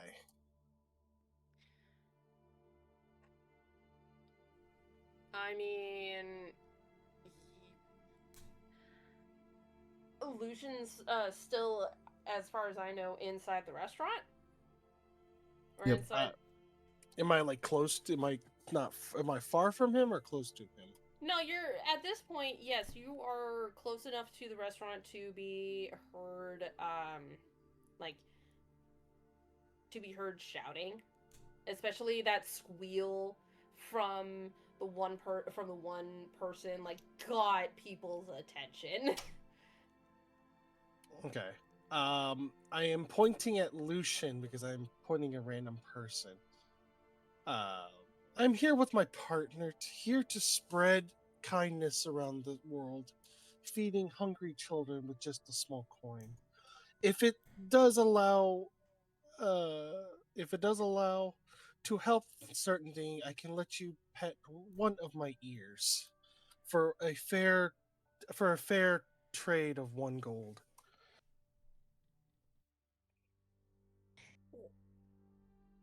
Make me a persuasion because these people just had a conversation with Lucian and he said he didn't know anybody. 15. So one of them is looking at Lucian and looking at you and is like, well, wait a second. I thought she said you didn't know anybody. Yeah, sorry. This alcohol is pretty strong. I forgot Nah. we arrived here this morning, actually. Oh yeah, no, totally get it. I can't stand it. I interject in the middle saying, "Oh, the alcohol is very strong. I have paperwork to prove he is with that we are together." And just flash the temporary pass that I has, but it covers the input of the name and the ownership and all. So it just says ownership on the paperwork. So when you do that, um, the person that squealed, it's like, you're already owned. Yeah, sorry. Oh, no, that's okay. I mean, I don't have any gold on me. All I got is like 10 bronze. Can I still pet your ear? Perhaps a compromise, 10 bronze and maybe some of the fair restaurant's alcohol to be a suffice trade as I swallow my pride. The person looks at so this is essentially a woman. It's a woman. She looks at her companions and is like, please, and is just giving them the please. And the other people they're trying to like say without saying, no, you don't need to do this. Come on, we gotta get going. And finally the one that had the talk with you, Lucian, just looks at this woman and just sighs. Is this woman like a kid kind of thing or like a young adult? Um, she is a young adult. She looks to be no older than 20. She's a human with dark blonde hair and she's just giving puppy dog eyes. Like to I'll interject in between saying, but all even her who's a young child as well deserves something nice in this world. Your kind donation helps other children in need, and the alcohol is for my friend to keep his morale high and his spirits.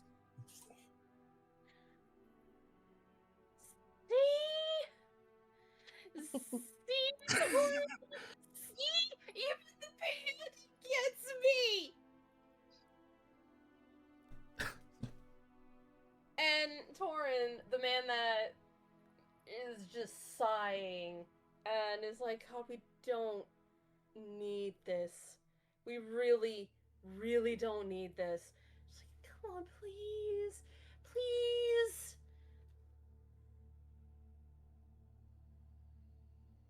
He just gives just an exacerbated sigh, and he just looks at the owner. And by this point, the owner has stopped and is just like kind of laughing a little bit, and he's like, "Holmgren, like, yes, like, can you please?" And he just laughs this hearty laugh. And he turns and he's like, "Sweetheart, get a table and some drinks. Thorin has asked a favor of us." And the woman just squeals and hugs Thorin and is like, thank you so much." And then she goes over to you, Mayor, and she essentially, how tall are you? About 4 foot because I'm standing on my legs. So yeah, she gets down to your level, and she says, she basically says, thank you for what you said, for letting me do this. And she starts petting your ears. I am giving the swallowing my pride at the same time, trying to not give in to the sensation of being petted because it's a human. She just comments on how soft your fur is, and she's all the while she's just saying thank you. And when she's done, she stands up and again she says thank you. She's like, "You have made my day." And then she runs off. She goes back to Thorin, and you have essentially made this woman's day. Like, she is happy she got to pet you, and she turns around and she says, we'll see you uh for the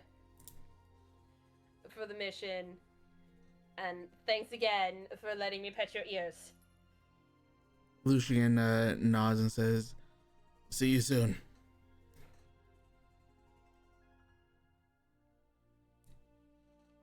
I'm just staying quiet, trying to swallow my pride still, but gives that really, annoyed smirk look that looks like I'm trying to stay smiling.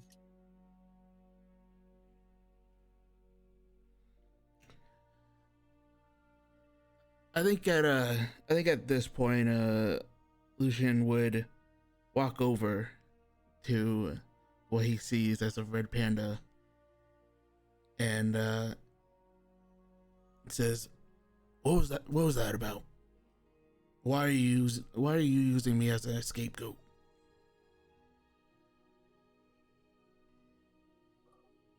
Um, not looking at you, and just still holding my my my fake smile, all together to keep my identity away from these others. I like to stay in the shadows and use whatever I can around me. I think that's But at least your think- payments will be a free drink. I won't turn down a free drink, but I think that's a little difficult, seeing how you're just a red panda walking around. That's kind of counterproductive, don't you think? Apparently, in this world, the city is all about slavery and ownership, and them not seeing a red panda and believing that you're my owner would give me a perfect disguise to roam freely. As I just overheard, it seems like you weren't doing too well in yourself keeping away from public eyes. The difference is I'm wanting information, so I have to make an entrance and be seen. If it's information you want, perhaps we can work together, as I'm a smuggler and a little thief sometimes. Hey, if you can give me more alcohol, then that's perfectly fine with me. Very well. But Lucian goes back inside and just grabs that free drink and just sips it. I fall inside and sit next to the chair next to him, also enjoying the drink as well. All right. But also saying, I wonder how strong they say they claim it is. Oh, my advice, So- don't chug it. So I would need you to make a Constitution after your first sip. Okay. And 14 plus 2. So you find the taste is like it's good. It's good.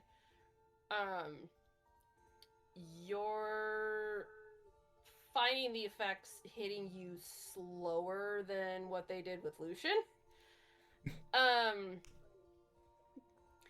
But you do get the warming feeling from alcohol. You're still able to hold your senses. You're still able to be coherent and notice the world around you. Because of my background history, do I have a little more resistant to it from the alcohol effects? I would say yes, but I would also say that your it takes a lot longer for the alcohol to metabolize. Okay. So, Kirthirith, as you have seen this whole situation play out, what do? I'm guessing I overheard quite an awful lot of that, since none of them said that they were whispering. Yes. You essentially heard the whole conversation. You watched this red panda get his ears rubbed. You overheard them talking about stuff. So yes, what do? Hmm.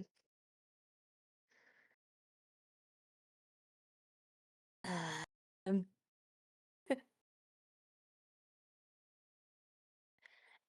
I'm wondering if I could possibly use one of the spells I have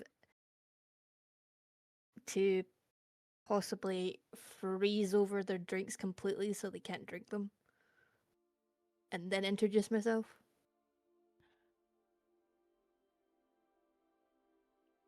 Describe what you do, my dear? Well, I'm sure that I'm pretty close to them, or at least the last time I checked, I was talking to the owners. I'm right beside the counter beside them. So essentially, I'd place a hand on the counter and just silently channel my energy. My amulet and my earrings start to glow. So I can't cast, like, it's gonna be noticed that I am casting something, and just slowly a frost covers the counter and then covers up the drink completely. Like condensation, everything just slowly turns into ice. So Is it? yeah, Is I this like on our drinks though? I forgot. it's gonna be just on your drinks because she is touched the table that you guys are sitting at. So slowly, frost is going to um, creep on, creep over the table, and anything that's on the table is going to have some kind of ice to it. I think when that happens, Lucian is gonna look at his drink, like, "What the fuck? My beer is supposed to be warm, not fucking cold." And he just So slams his mug on the ground, on the counter. so Um, I will. I will be. I'll just kind of like slowly set my drink to to the side, and then as do I? Am I sober enough to see her you still earring have all of glow? your faculties. You Okay, you if anything you might feel a little buzzed. So you may have a delay in your actions, but you still have your sense of self. gotcha. Well, I'm not looking at her, but I can sense, like, I can kind of like peripheral can see something like lighting up, and was like, "Listen, Sparky, I'm here to enjoy myself." So we have to deal with two other people, Pip and Yukio. We'll deal with Pip first. I So see, So you have this woman with you. yes. Hmm. What are what are you doing? I'm saving her. Okay. I mean, when you look at her, you can tell that she's a little undernourished. She's a little malnourished. I give her an you apple. you just gonna give her apples? Well, I noticed she's not nourished. I give her an apple. She she's gonna hesitantly take the apple. Uh, she's gonna notice the bruise, and I she, equip my dagger and I ask her, "Would you like me to cut it off, the bruise?" uh, no, no, it's better than some of the stuff that I've had. Why did you save me?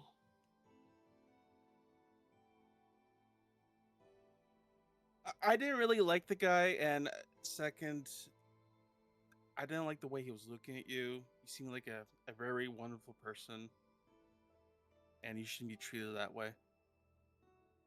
Oh, well, thank you. I mean, I've kind of gotten used to some of those stares. Uh,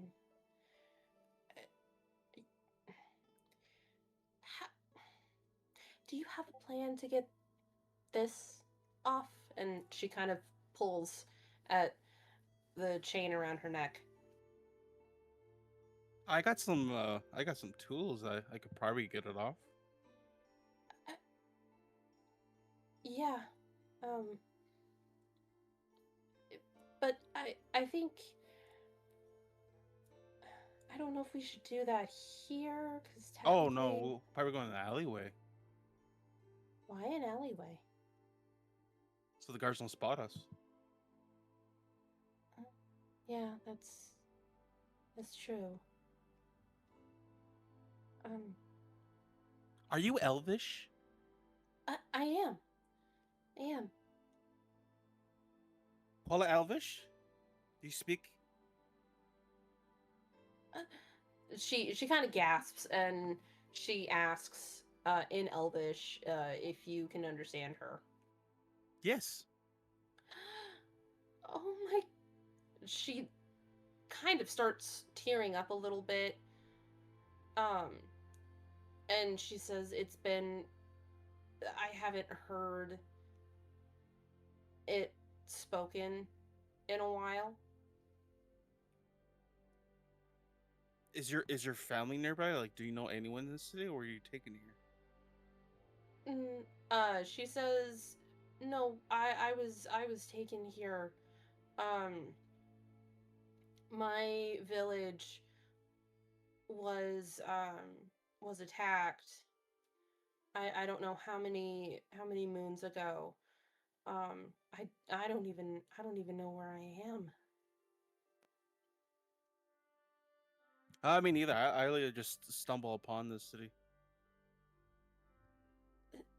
You stumbled upon this city, then what? Why? I gotta make a living.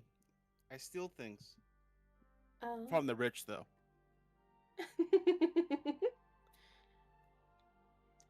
um, she kind of, yeah, she kind of giggles and she's like, "That's very noble of you." I don't know who my family is, but if you have any family, I can help you bring you back to your city or wherever you're from. All I know is my village was in a forest, and if I had a map, I'd be able to tell where I am. There might be a bar. Maybe someone has a map there. But before we go there, we probably should take off your slave collar. Yes, yeah. So yeah, you guys find like the nearest kind of darkish alley where not many people go by. Um, um, I guess yeah. Roll me. Um,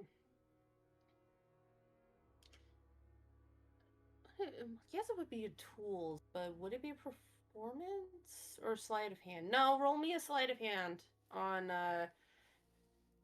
breaking this collar. Yeah, that would be sleight of hand. 26. Yeah, Damn. with like the grace of a master artisan Comes right off. in one fell swoop, just this chain just bursts, just like falls off, and she's like stunned because she thought it would take forever. But no, this chain was practically butter in your hand. I have magical hands. She she almost starts crying, and you can tell that there's like a red mark around her neck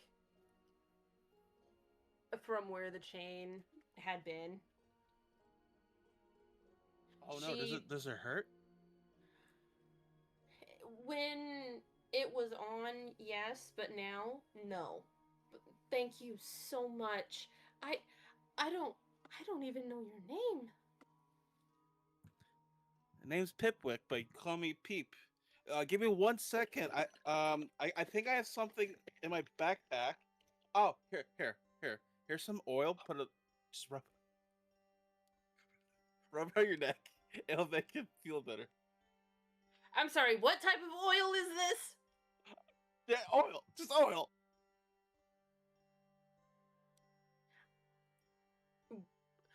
Fucking roll me medicine. I'm not a doctor now. This might help. My brother in Christ. She takes one look at the oil, and she immediately says, "No, I'll be fine. I'll be fine. Thank you though. Um, we thank you, thank you. I'll be fine. I'll be fine. Oh, I'll be fine, Pipwick." yeah, it's okay. Yeah, I try to be helpful, and all. I just gotta put my stuff back. There you You go. you were more than helpful in getting the chain off of my neck. Yeah, I'm not good with medicine or anything like that, but my fingers. Yeah. So to the bar.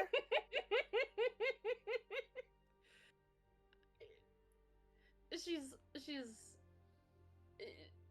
she wants to say something, but she's just like, nah, I'm just gonna let that go. Um, we should find like the nearest tavern. Um, but I need to thank you. I, oh, wait a second. She pulls out 3 strands of her hair. I blush.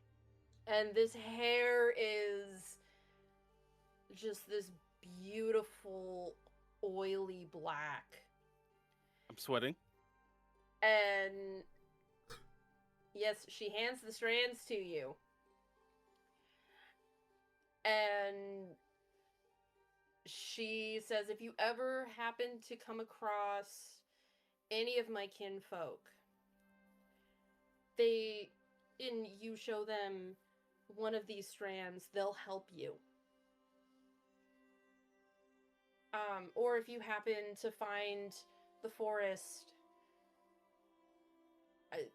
this'll help you in some way. All right, thank you. I'll put your strands of hair in my pouch. Uh, I don't know what to say. I've never been given strands of hair before. Well, you helped free me, and that's really the only thing that I can give you. Um, if I had something else to give, I would. And this is really the only thing that I could think of. Your happiness is all I want, and I want to make sure you're safe. Oh, thank you, Sir Pipwick. Thank you. In essence, this girl is about she would be 18s in human, but she is essentially a young adult in Elvish. So un she's naive about the world, and she's also very naive about what she just did. Oh, I forgot to ask. What's your name? Uh, Celine. Celine is my name. Well, nice to meet you. Now, Likewise. let's try avoid all the guards. Who knows if that nitwick will spot us? Yes, yes. Oh, thank you again so much. Anytime. Anytime. Yuki! So yeah, you can move your token, I guess, closer to where everybody else is. Yeah, I guess I'll go right there. Yeah, almost. Yuki, it's your turn. Right here. You have essentially walked into this area, and you have passed by 6 people in hoods. You pass by a lot of people with hoods or robes.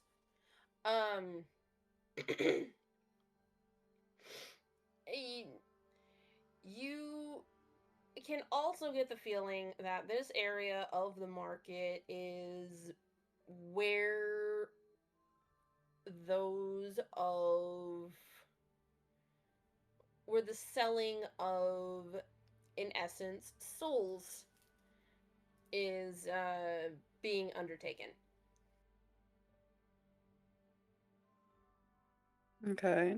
There are stands where humans are were beings, not just humans. Even though there are some stalls that cater to like just humans or elves or any kind of race, singular race. There are also stalls where it's a mix. And then there's also stalls where there are animal esque beings are held.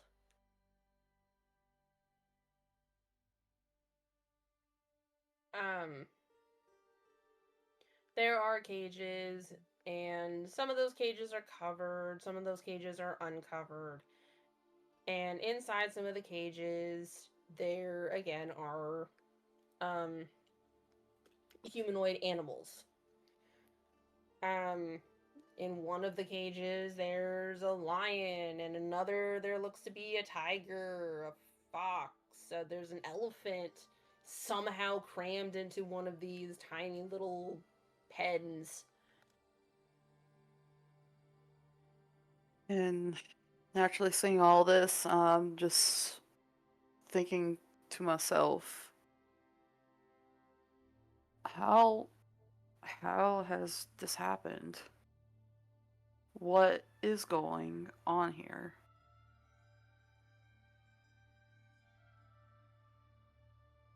Do And I find this so-called other that looks like me?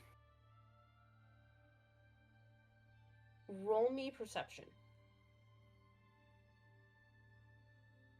Passive or natural perception?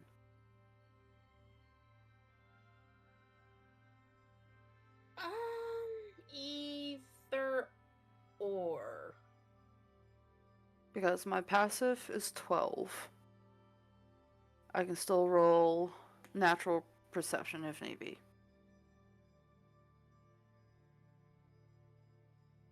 Roll me natural then.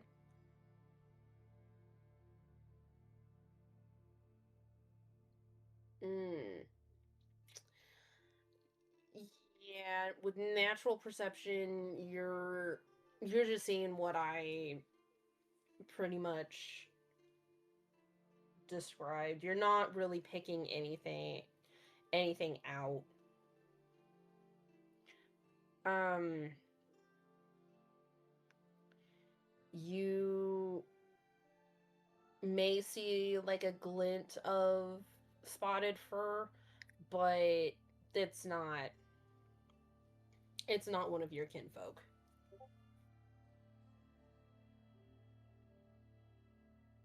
Is there a possibility that I catch if any of the ones in cages are saying anything? Um one of the lions, one of the leonids in the cage um spots you and kind of mumbles mumbles something um mumbles something to himself. You can't make out the words, but you kind of get the feeling that it was directed towards you. One of the languages or the language that I know of besides common is actually Leonin. So in that case, what you hear is the word um shadow or shadowed one.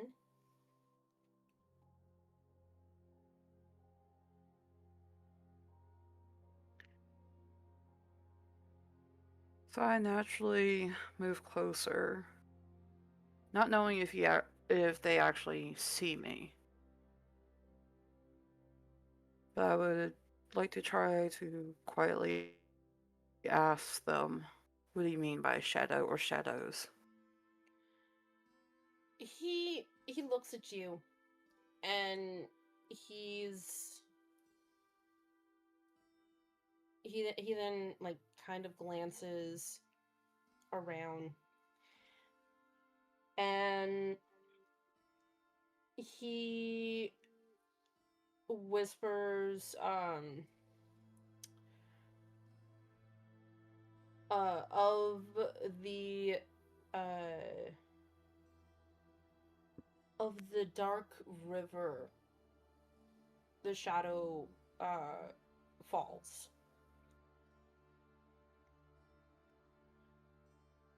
Make me a religion check.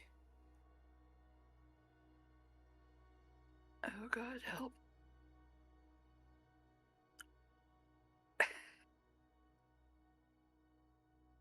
I Of course. and like nothing's coming to you.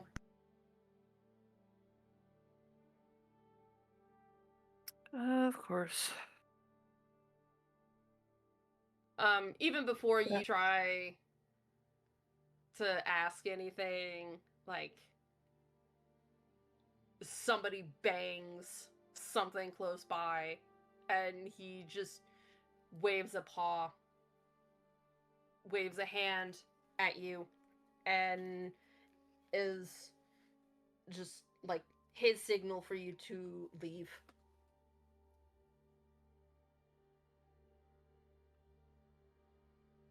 Um, you can hear some of the other beings in the cages are like whispering of um like sadness, of pleading for freedom. If any of them notice you, they try not to draw attention to you. Um, if only because they think you are, in essence, an owned pet.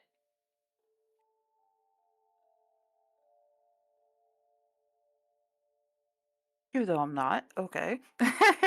I know. Oh, I know. I know.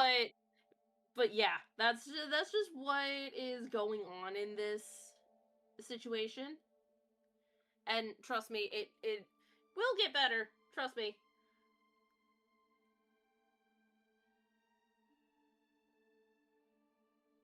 Um, but as you're walking, um, I mean, you walk past a group of people, and they're talking um about a job that they're doing, how they have like somebody, they have at least one person hired on as help, but they're kind of thinking he's not going to be able to do it. Like they just need more people. Um and again, there's somebody who noticed you. And there's another high-pitched squeal.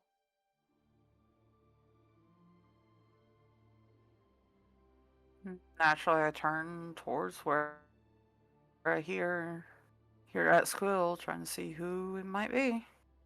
And there is the dark blonde-haired woman from before. And this time she's got her hands over her mouth. And the group she's with looks, and there is a loud loud sigh. And mumbled words of not again. I just tilt my head, just confused, like, not exactly sure what's going on. Oh my god. It's a tabaxi. Can, can I pitch your cheeks? Does she try to come towards me? No. She is hesitant. But you can see her kind of doing almost like a happy dance in one place. Like she's just moving on her feet, doing a little happy dance.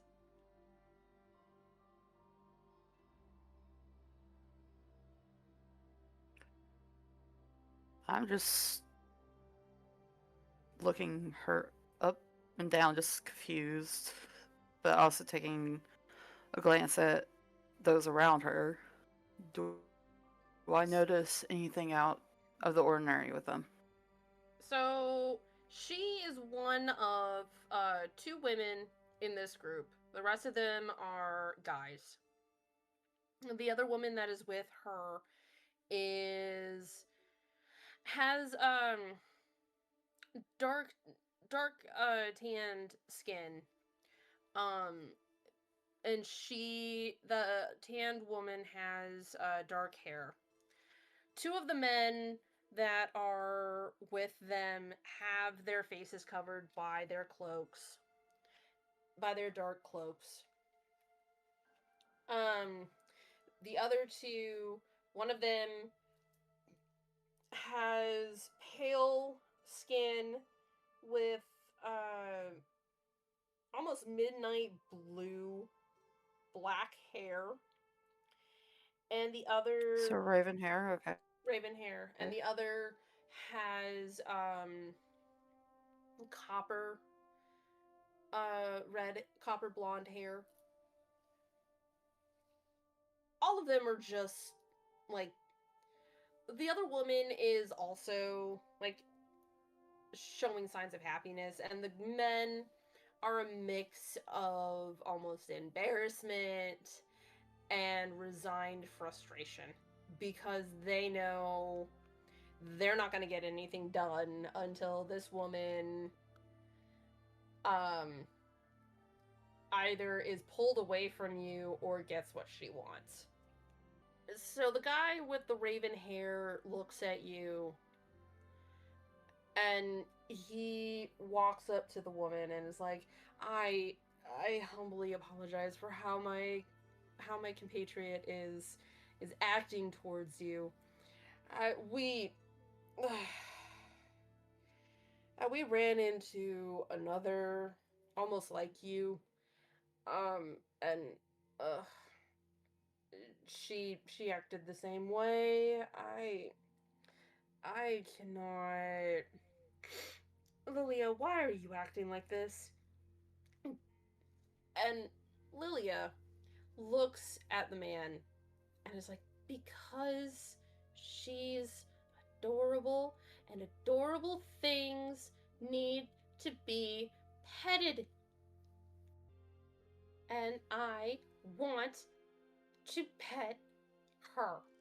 Okay, can you kind of restart a little bit at where he's trying to apologize because my Wi-Fi just decided to shit itself. So, the woman's name is Lilia, and she essentially looks at the man and says she is adorable, she is cute, and adorable things need to be petted. I am slightly confused because of how I was treated beforehand. But I naturally go, thank you for calling me cute. And Lilia looks at you and she's like, You're welcome. It's because you are adorable. Just like the other one that we saw earlier today. Ah, you both are adorable.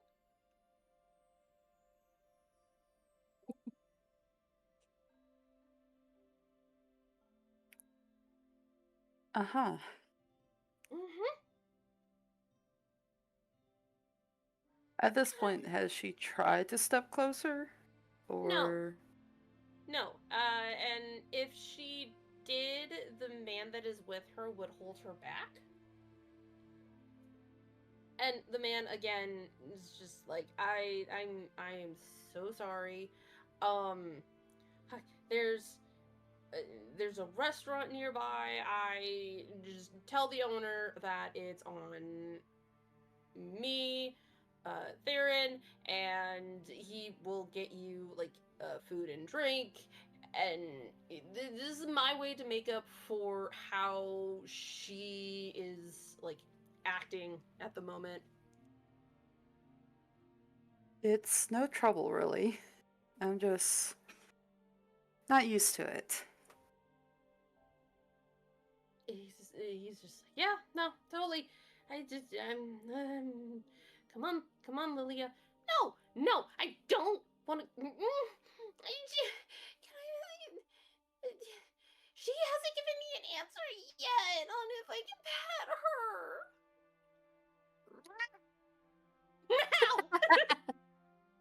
Sorry, the Kitty cat dog says decided to pet. come in. Perfect timing. Cat's like, meow, no. Just says pets, please. Did you say pets? I heard pets. I want pets. In the massive confusion of how the woman is reacting, I go, sure, I guess. As I just stand there and watch. She gives like this squeal, this silent squeal before like as she's kind of like clapping her hands. She moves towards you and she's like, "Okay, I now now I can either pet your cheeks or like the last one that we ran into, let me pet his ears. Um, which one feels which one am I allowed to do?" I just continue to look at her in confusion. And I'm like, whichever, I guess. Since I mentally am not accustomed to anything like that, so I'm just like she confused. she reaches out and uh gently starts rubbing your ears. And as she's doing this, she's like, such soft fur. Oh, soft fur. Soft fur.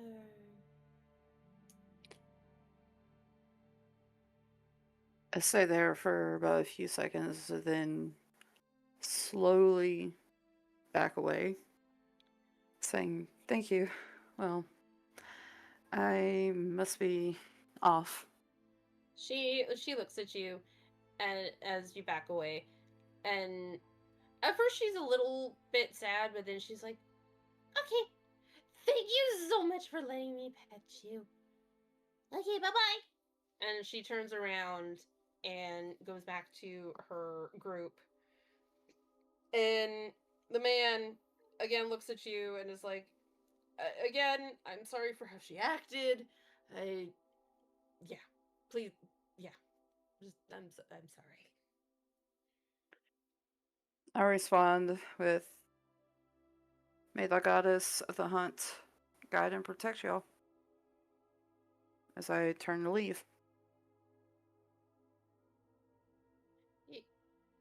He looks up at you as you're walking away, and nods before turning around and leaving with his group.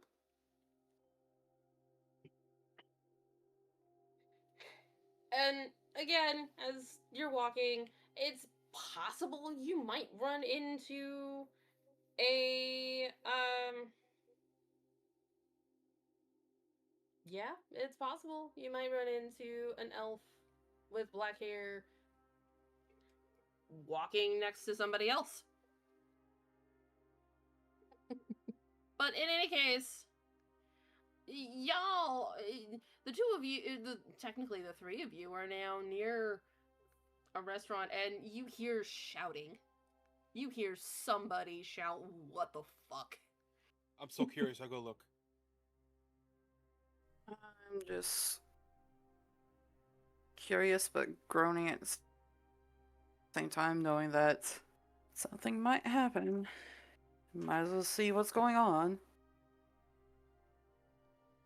There is a stream of people that are there's a stream of people that are leaving this restaurant, and the orc owner is like leaning over his chopping board, and he's got a sigh on his face, but he also knows that this can either go one of two ways. And the second way is one that he really doesn't want to have happen, which is him getting involved.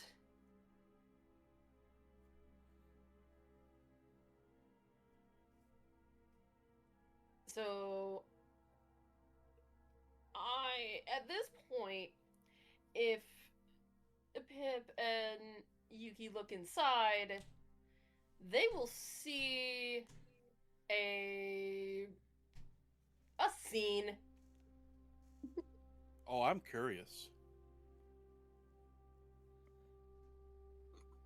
Just to note, I'm not wearing my hat as I'm sitting down. So, yes, essentially, the two of you will see a human, a man, like, standing up at a table that is covered in frost. A red panda that is sitting at said table, and a woman that is near the table.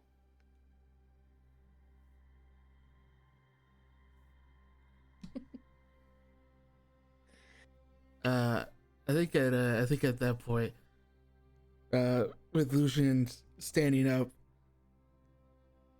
outraged and angry, he looks at the glass, frozen, sighs, and remembers, oh yeah, my water pouch. He opens that up, takes another swig, and relaxes. He's Now like, I need you to do another Constitution saving throw. oh boy, here we go.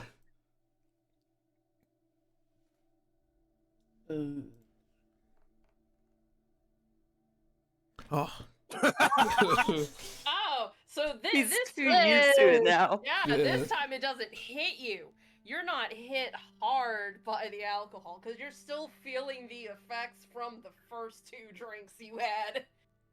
You are feeling warm, good sir, but you're not. I think feeling more than warm. Yeah, well, essentially you're feeling warm. You're feeling good. I'm glad this shit's really good, or else I would have been really pissed off.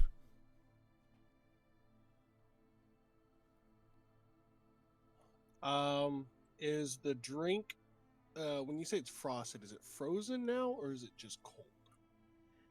It Like is ice cold. It is essentially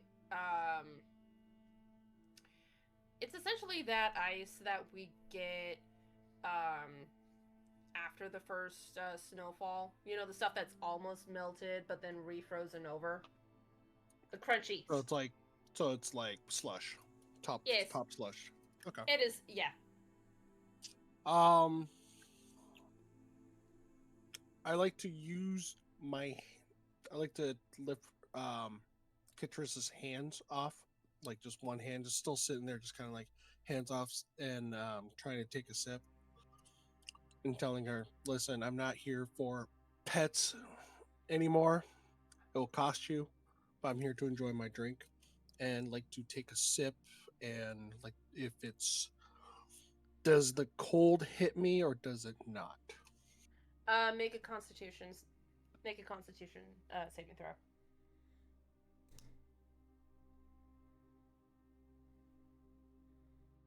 No, the cold does not affect you at all. At all. Like, yeah, I would say your fur is acting as insulation, and you just don't feel anything. Um, I am as I'm taking a sip of that beer as it's cold. I find it interesting it being chilled versus warm, and I as the texture of it has changed, I will need you to do another con save, because this is now seeing how fuck it. Really? sorry, do it again. The alcohol just doesn't affect you. Like hot, lukewarm, cold, it doesn't affect you at all. He's a monk. He's a steady monk. I'm not a true monk. I study as a monk. I like to. I'm holding out my mug towards Lucian. Here, try this cold beer. Interesting. Completely ignoring Kitrus on the situation. he'll take the beer and Oh, no. take a sip of it and try out cold beer that he's never had before. Roll me con. All right, let's do this again. All right. Nat 20. No, it's an 18 plus 2. That shit's better. Yeah, you are. You find the taste of it is much more palatable, and you're still under the effects from the first two. Okay. Mm.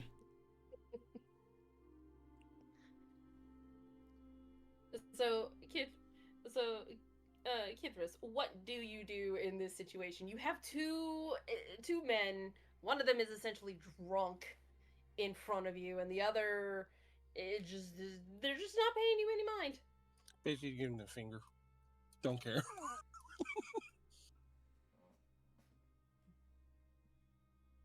Alright, well, considering I overheard the entirety of the conversation and I basically heard Mayor McFluffy outright say that he was a smuggler and a charlatan, and probably overheard him doing his little performance and begging for charity.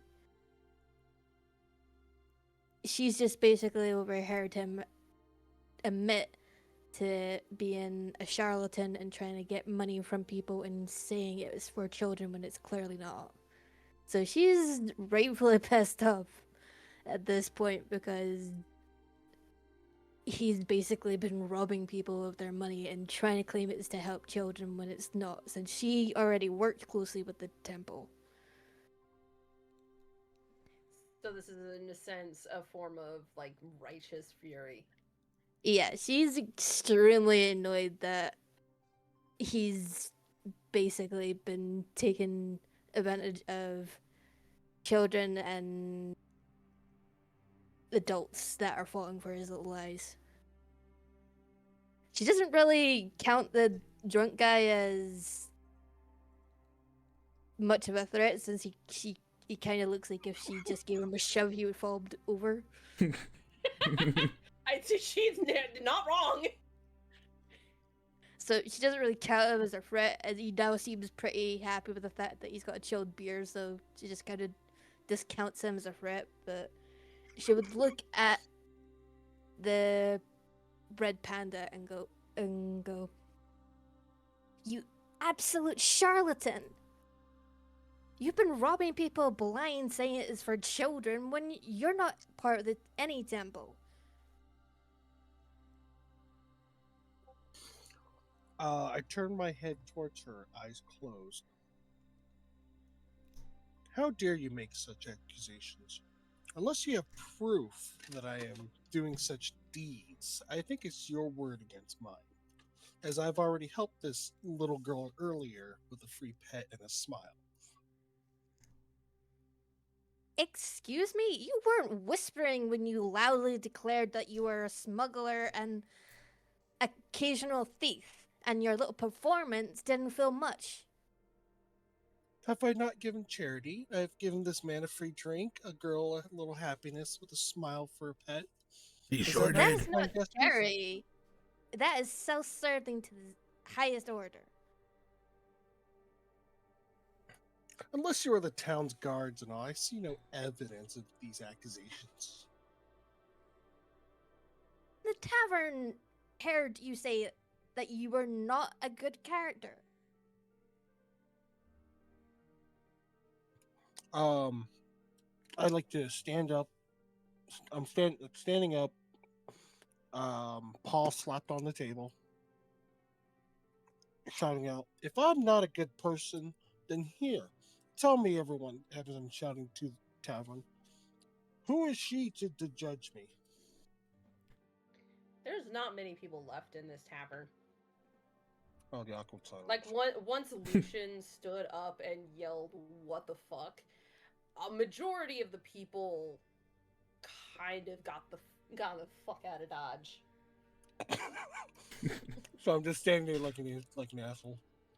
Essentially, yeah. The only people who are standing there, essentially the only people that are there are the really drunk, which is only like 2 people, and they're passed the fuck out.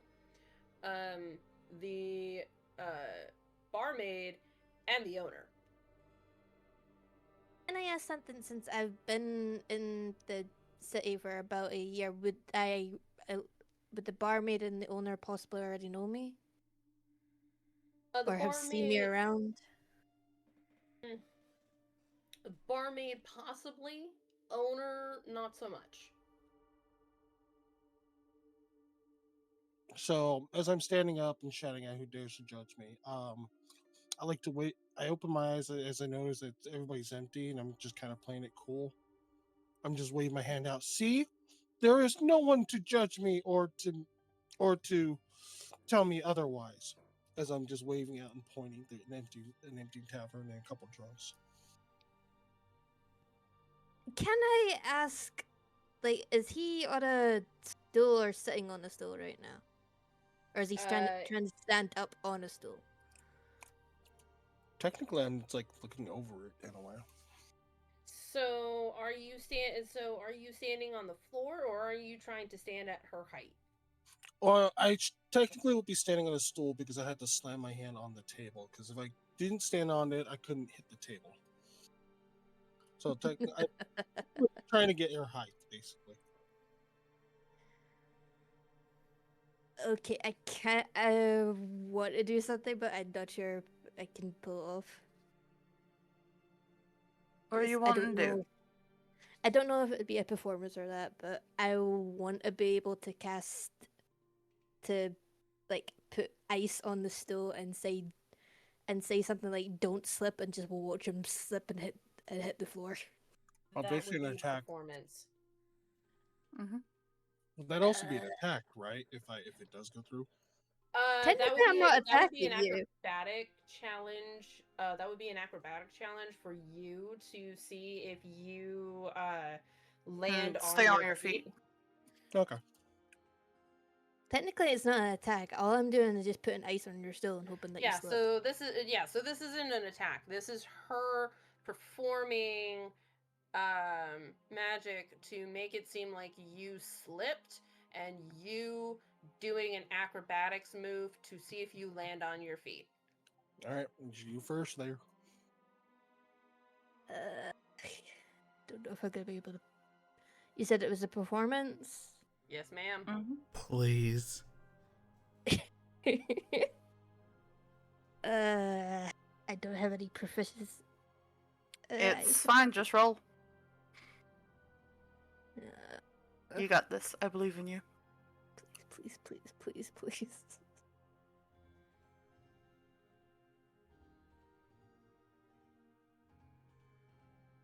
Don't know what I got. I didn't roll. Though. I Try clicked again. it. Oh wait, I can't click the actual or performance. So like, it was my fault. I clicked the wrong thing there.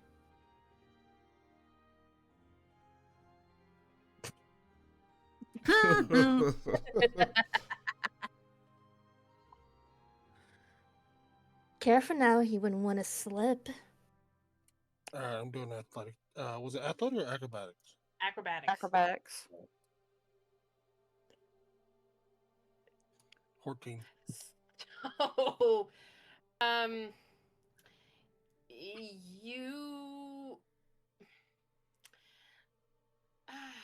It's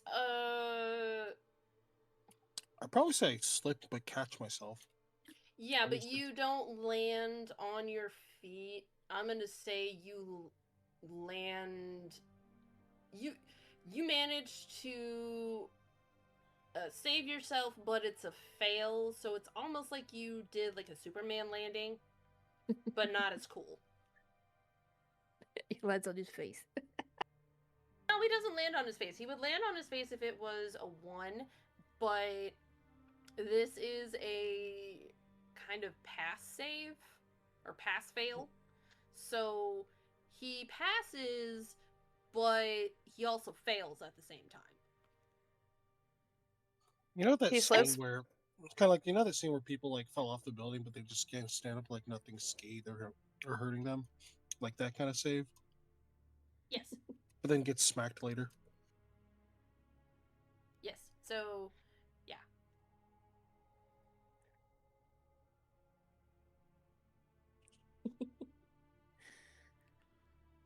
Um, I'm staring at her with a growl, and then wait, am I standing or am I not standing? He'd be on the So ground. you're probably crouched because you didn't land on your feet. You probably landed on one foot, but the other was more like a knee to the floor. Okay. So I stumble stand basically with a growl at her, telling her, "It's like, what's your problem? What's your problem there, High and Mighty? What's busting your chops about all this?" You're taking advantage of people. You're taking advantage of children, and you're using it to fill your own pockets. Why wouldn't I have a problem against that? And there's no problem in slavery and ownership. Is this also considered righteous? Interjecting. While all of this is going on, hey Pipwick and Yuki, what are the two of you doing? I have my bell. Hello? Anyone? Hello, hi. Name's Pip. Does anyone here have a map? And why is that frozen? Oh, that's the $1 million question, isn't it? Well, for me, naturally hearing the growl, I step in, and just as he Perception. asks, Perception. Smell. What? What? I'm sorry, what? She walked in. Perception. Smell. Oh, he wants to use perception and to smell snow because she walked past him. Hey, you know what? Sure. oh my lord, Oh, God. It's up to Snow what he smells.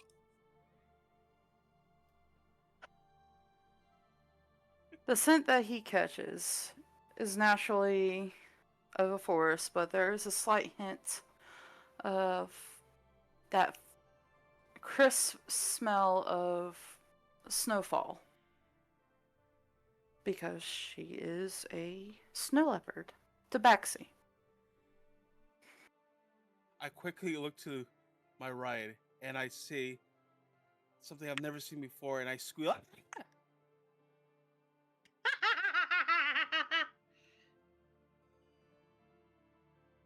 I What? glance down, confused. What? What terrifies you? Are you a what? Are you a cat wearing clothes? Are you what? A 3-foot doll?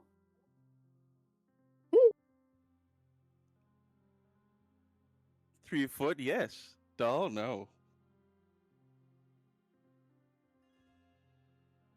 Try me and see what happens, little man. I need Yuki to roll a intimidation check.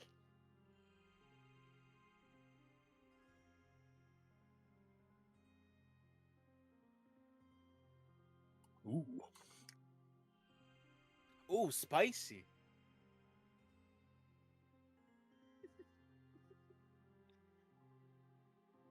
I quickly take out an apple.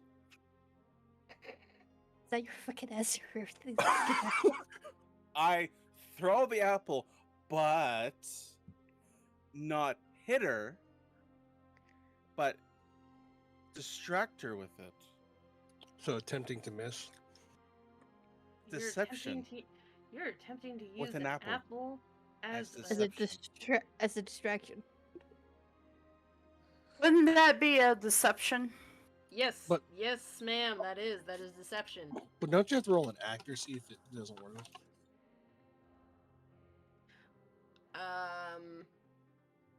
Well, that does not. I don't think that that works on Yuki.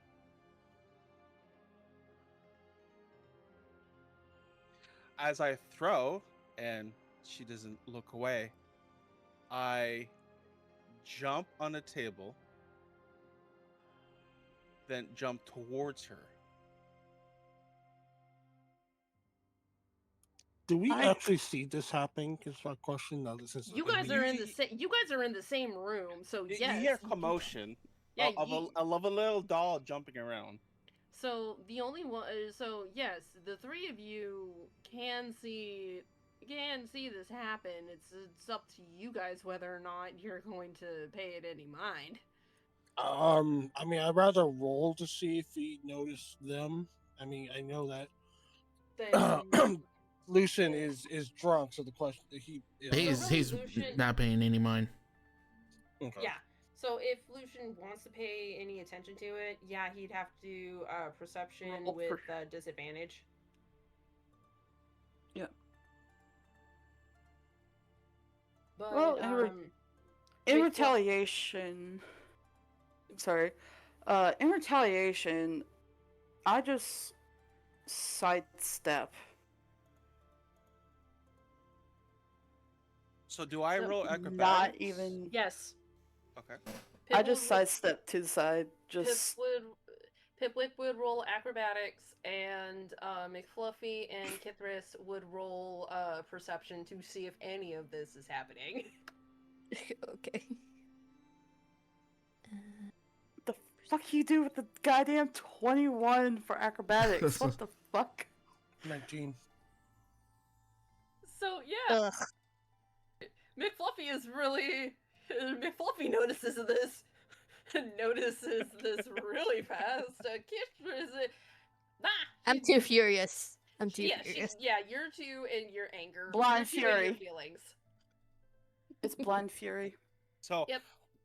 while I jump with my acrobatic skills, and she doesn't glance away from my fake apple, she looks at me, and I look at her, and I wink at her while I'm going towards her, hoping that would deceive her.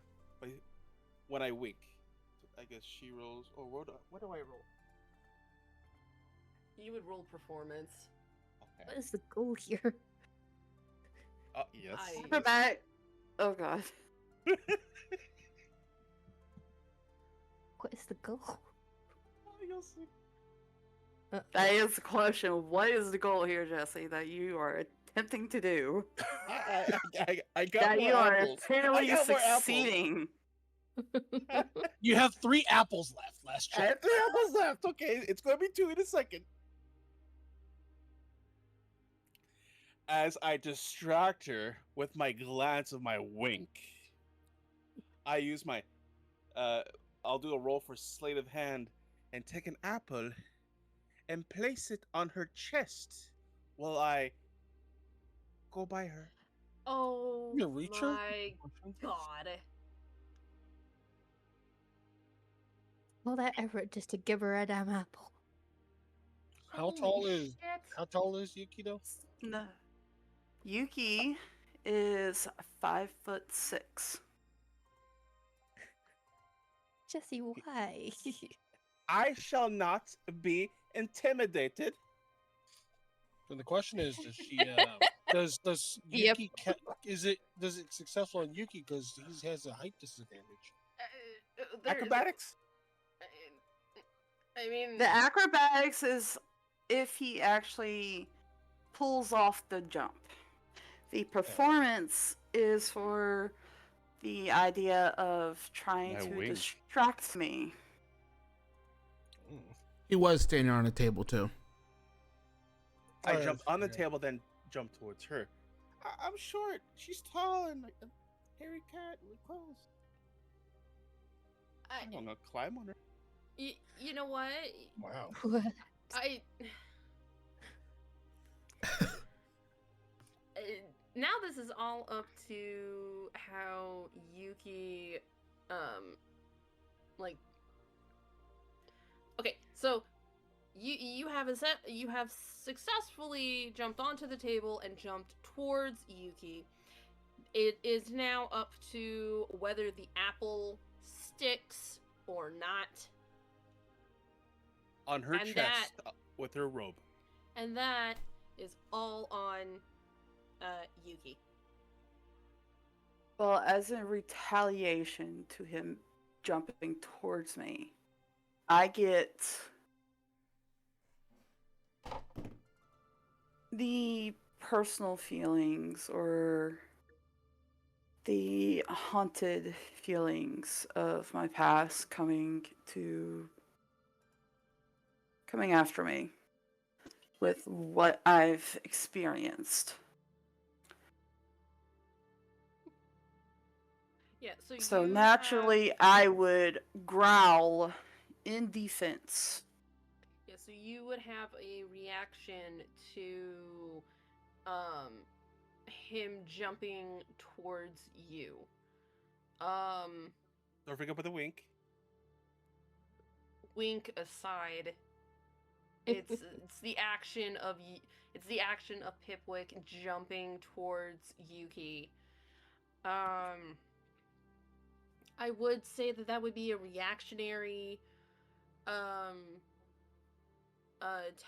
that would be reactionary. So the act of him jumping towards you would be a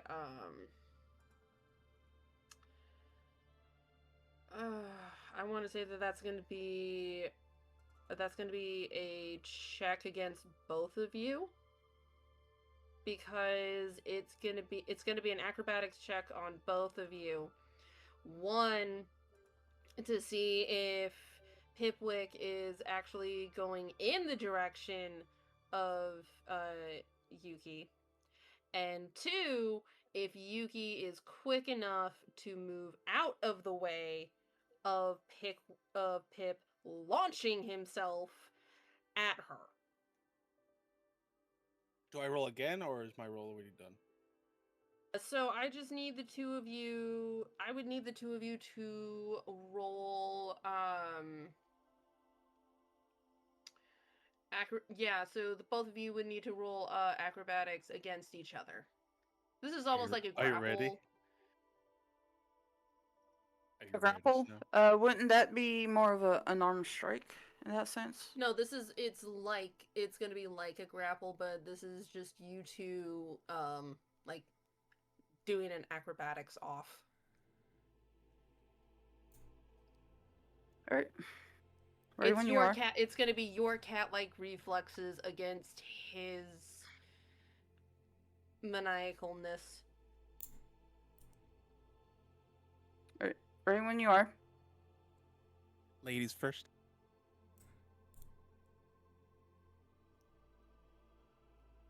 Come on.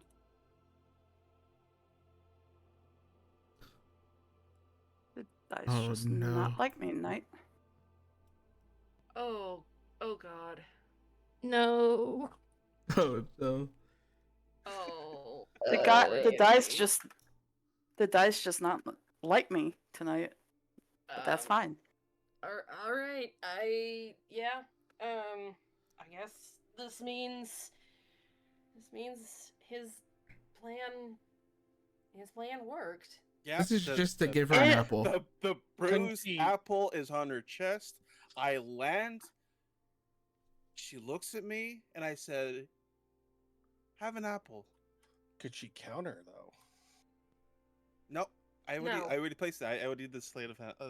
Slave hands.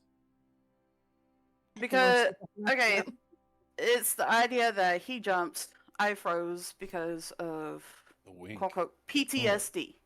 Oh. In a sense. No, you're not that charming, dude. In a sense, this is in the sense of a PTSD moment of Yes.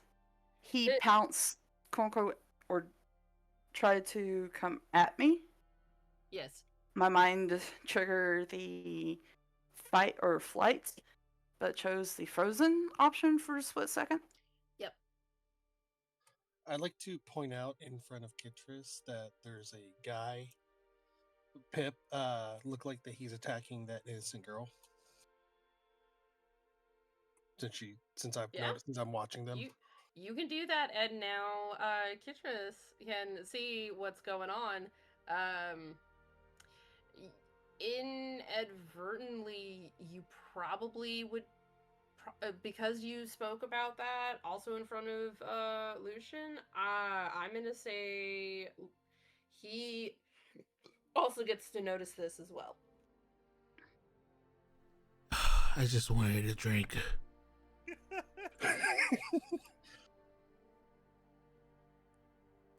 What are you complaining about? So You I haven't. land.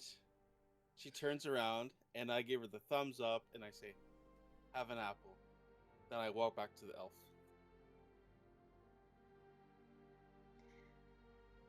I am very tempted to just chuck the apple at him. Hey, while he's not looking. I mean, you can. It'd be a blind throw, right? Up to you. Unarmed. Unarmed with percentile of where it aims at. I don't know if I would have called that an attack. Just weird. I mean, so you're using an item as a weapon to hit somebody with it, so it technically be an attack. It's up to her, though. Oh. Right on the back of his head and growl, "You have the fucking apple." What do I roll to see if I can notice it and catch it? I think it's like perception, right? You have walked away from her. You don't notice her doing this. I don't have any perception. Nope. There's no defining this. Yeah, you have your back to her. This is essentially an attack of opportunity on her part. Yes, because if you move with it, you moved away for me. So that gives the attack of opportunity, Jesse. If you had stayed, or if I had chosen not to react that way, that would not have happened.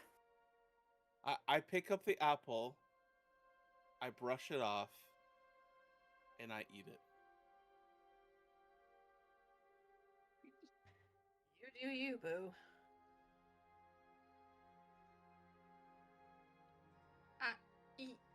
All while this is going on, you guys do know that there's still the owner and the barmaid and the elf that's there.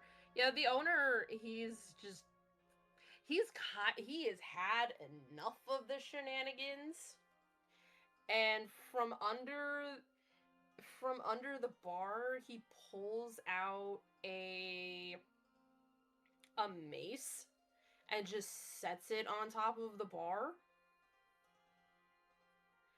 and is like, either you are here to drink or you are here to fight. If you are here to fight, then you can take it outside and then you can come back in and drink. If you are here to drink, then I will be more than happy to supply you with drink and food. If you're here to do neither, then get out. Question. I scream. Nah. McFluffy was first. Question. While he is telling us this, how distracted is everybody from us? Between me and Lucian and everybody else.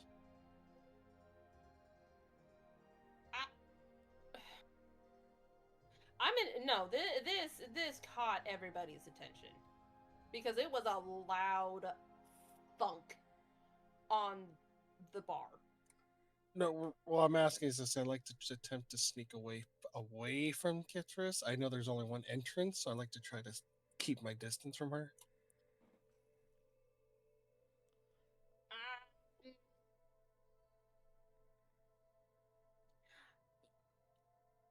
Your movement is caught by the owner.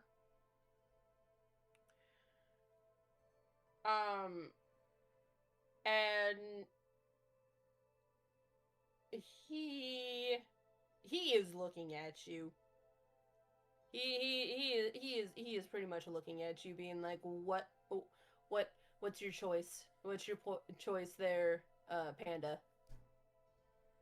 I'd like to bow at him while quickly grabbing my hat and say, "Thank you for everything," and attempt to leave. Trying to keep my distance from Kitris.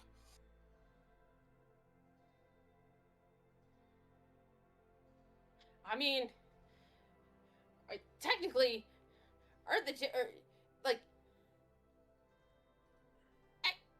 what? I'm heading for the door, basically. I mean, I didn't have to pay for a drink because it was all paid for, so that's why I say thank you for everything to the owner and just kind of just type exit stage left.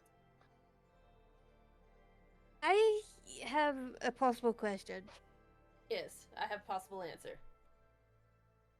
Could I use animal handling just to grab him before he moves? Oh. Hey, yes, Oh. yes, you can. Yes, you can.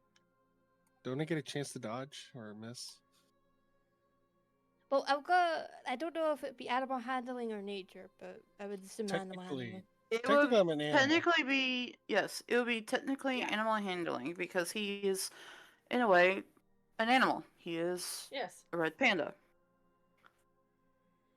Nature would be more of the sense of having the feelings of whether it's going to rain or if it's snowing outside or How the trees if you're are out. moving. Yes. I hear wind talking. It cries. I'm just seeing if there's anything I can do to increase my chances. I mean, I do have guidance, but I think that probably, if I use guidance and then use animal handling, that probably wouldn't work very well. Guidance is to give you It's and above. or whoever you decide the chance to have a advantage on a roll. Yeah, I think she's wondering if she can use 2 spells at the same time. I was wondering. Well, no, I'm wondering if I No. can use guidance to help me with my animal handle. She wants to capture me, basically. Guidance Yes. is almost like a form of inspiration dice. It just helps you on a roll. So could I use inspiration to try and help with the animal handling?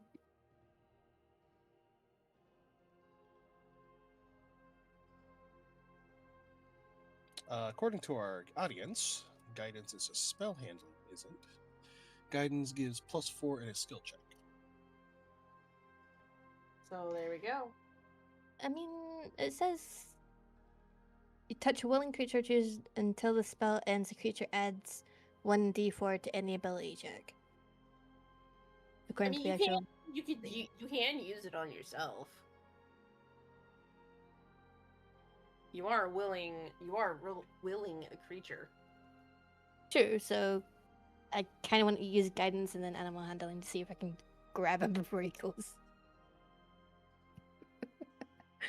I do also like the opportunity to try to roll to dodge it too. You know what? I'm gonna allow it because this just sounds so fun. Good luck! I don't know how to roll the flippin' guidance. Alright, go to your spells. Alright, I've got it. I can click And it. then, yep, click guidance. I've tried to click it. It's just showing me the information. Oh, there it is. Yeah, you Yeah. click the numbers.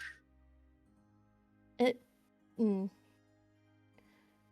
doesn't allow me to actually do anything with it.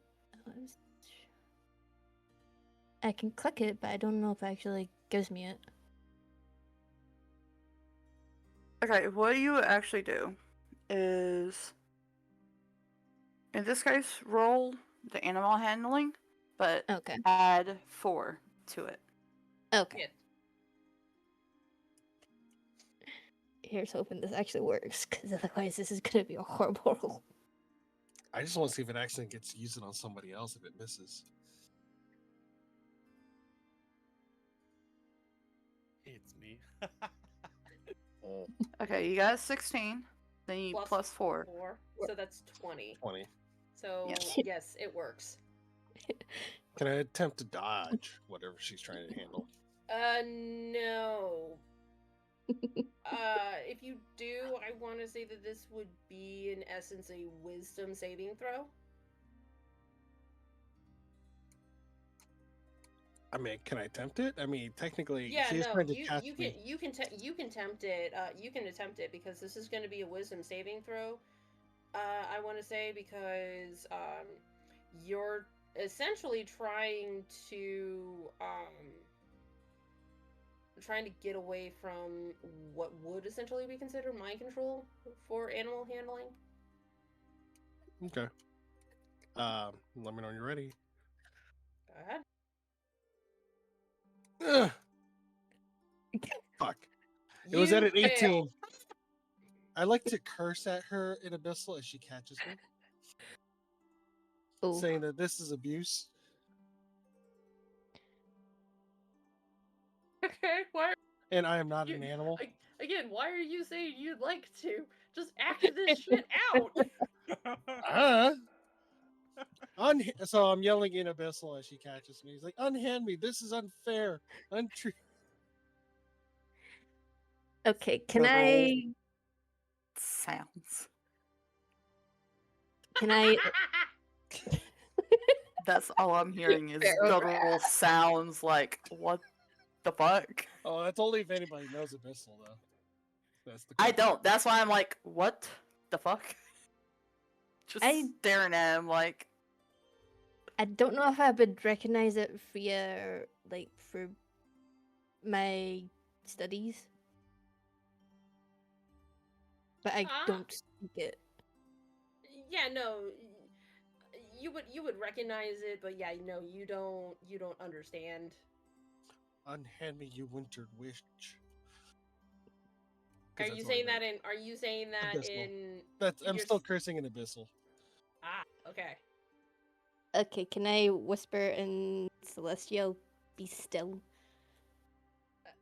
You know what? Sure. Do I'm I still- notice that the panda is being mind abducted?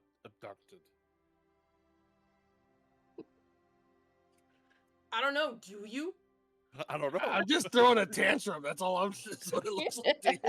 I'm just gonna do a Oh. roll. Yes. No, you're fucked. No. You saw nothing but the apple. Saw nothing. No, Nothing but the apple in your he's face. he's just dumbfounded because he got smacked on the back of the head with a fucking apple from a 5'6" inverted coloring snow leopard tabaxi.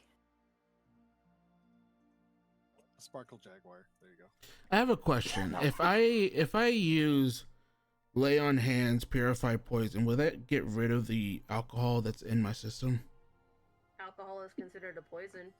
Okay. I think I mean, after all this commotion going on, he would not want to drink anymore and use lay on hands and to purify the poison out of his body and go to the sober enough to do owner. it. Go to the owner and pay for his drink that he paid that he bought and said he says to I guess, I mean, he doesn't even know his name yet, but to the red panda, I got some work that I need to do. If you want to keep the charade up that you're doing, you can follow me to the south gate. Do I notice Lucian talking to the panda? I don't I mean, know. is he do sober you? enough to do it? Is the question. Perception. Pip is not even. You know, No. you know what? You know what? Just for the sake of this, I'm going to say yes. Just Because technically both Pip and I are still like right there by the door. yes. So the two of you do notice that this human man has gotten up and has moved and is starting to make his way to the exit. The two of you have also heard him say, "Hey, I got work to do." So do with that what you will. Greg, what's your color of your hair? Black with gray slivers. You there with the black gray sliver hair. Do you have a map? Sadly, I do not. Okay. Does your partner have a map? Lucian looks over at the red panda. Why is your panda friend acting weird? I don't know. He looks Ask weird. him. You there, panda? Do you have Yes. a map? I look at him weirdly, dumbfounded, like, what are you talking about? What kind of map? A map of outside the city. Unfortunately, I don't think so. I am trying to help my friend here. Just I freed her from slavery. just standing near the owner is the elf, is the dark-haired elf, and she just looks at everybody and goes, "Hi, everybody." You there, elf? Are you an elf? He's the one you. Really? This one you came with. I'm the one that came with you. Oh my god! I thought someone else. Never mind. Reverse. The apple has done some damage to us. I got it with an apple. Okay. Yes, it's her. Yes. I have saved her from slavery. She is injured, and we require a map and medicine to. I need to help her to bring her home. Kif would probably like sigh and just huff and let the panda go and just go, I can at least help with the medicine, but I don't have a map. Thank you, lovely lady. Yes, thank you so much. He, I don't wish to say ill about Sir Pip, but he he did try to heal me with some strange oil earlier. I don't know What what was in it. what kind of strange oil? And she just kind of gives Well, Pip I a kind I little kind bit of of a use it glare. for lock picking and stuff. I figure it'll help with the little dry scathing. But I talk to Kithers normally. It's like, you should go help her. You know, you should mind me, and let me go and go help her. She needs your help more importantly. Are you're a red panda? Huh. I haven't seen one of your kind for quite a while. Yes, yes. There's many of us. You and pointing as I'm tapping like Kithers. Kithers is like, you should go help her. You just don't want me to get annoyed at you anymore. Annoyed? Never. And under my breath, it's like, you damn witch in Abyssal. I know you're cursing me in another language. Don't think I don't know. Me? Never. I was just talking about that floor. There's a stain there from the landing. You are such a slimy little slurpant. I'm not a slime. I'm a panda. A red You're panda. annoying. in fact. Maybe. I I'll I probably go over to go help the elf girl, but I don't know if I can actually like drag him with me. You still have me in your hands. Yeah, essentially he will follow you until you like discontinue the spell. Nope, you're coming with me. think of it like this: you are carrying him like a little like some people will carry A a little toddler. baby as a football. You're holding Yep. me like a toddler. Yes. You are Yes. footballing him. I think if Lucian sees this and him and the Red Panda just made a deal that he gets free alcohol if they stick together, he's gonna look at him and say, "Do you want help?" while they're helping Celine, I find it. Pip, no, no, no. I'm not gonna say anything, but I am like nodding, like in desperation to please get her off me. Okay. Now it's your turn, Pip.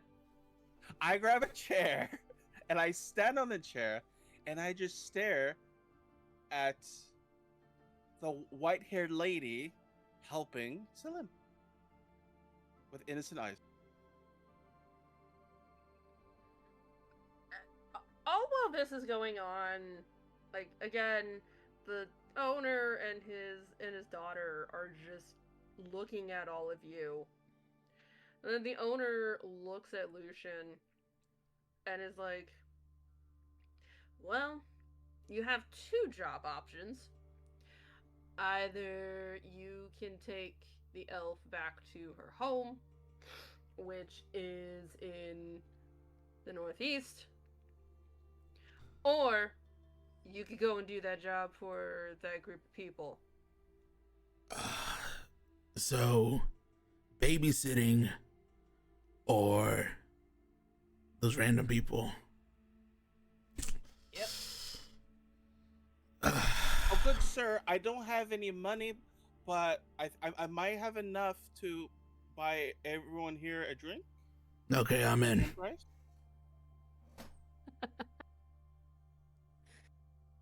I personally, while all of that is going on, move towards the owner, towards the bar, and request for something small like a little bit of meat, a little bit of bread, cheese,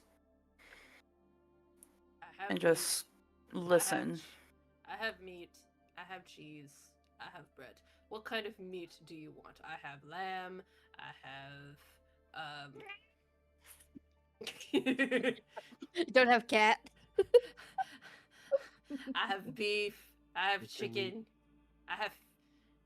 I have dried fish.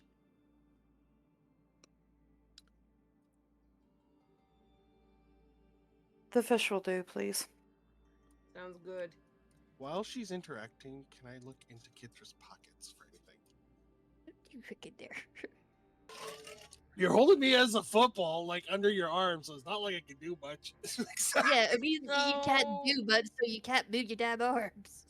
So, I can still feel for stuff. you can, but I'm gonna also say that she can also tell that you're moving. Well, I'd be struggling. Yes. I'm trying- Yes. So technically, I would say actually at this God, I think this is also this would be considered a no. Yeah, no. Yeah, she would tell that you're moving, so it's like you're gonna have to be sneaky if you're gonna try and take anything from her. Well, I'm using my struggling as a cover to kind of feel for around for anything in her pockets or look in her pockets, kind of thing. Then this would constitute as a grapple because you're being held by her and she's gonna try and maintain her hold on you. So a This would be a test of strength. strength or dex, right? I want to say this is strength because you're Plus- using your strength to get out of her hold, and she's using her strength to keep you in her hold. Okay. And is that with the proficiency plus the modifier? No. This would just be I want to say this is just a straight roll off. So okay. So it's just regular strength roll, saving throw. Yes. Okay.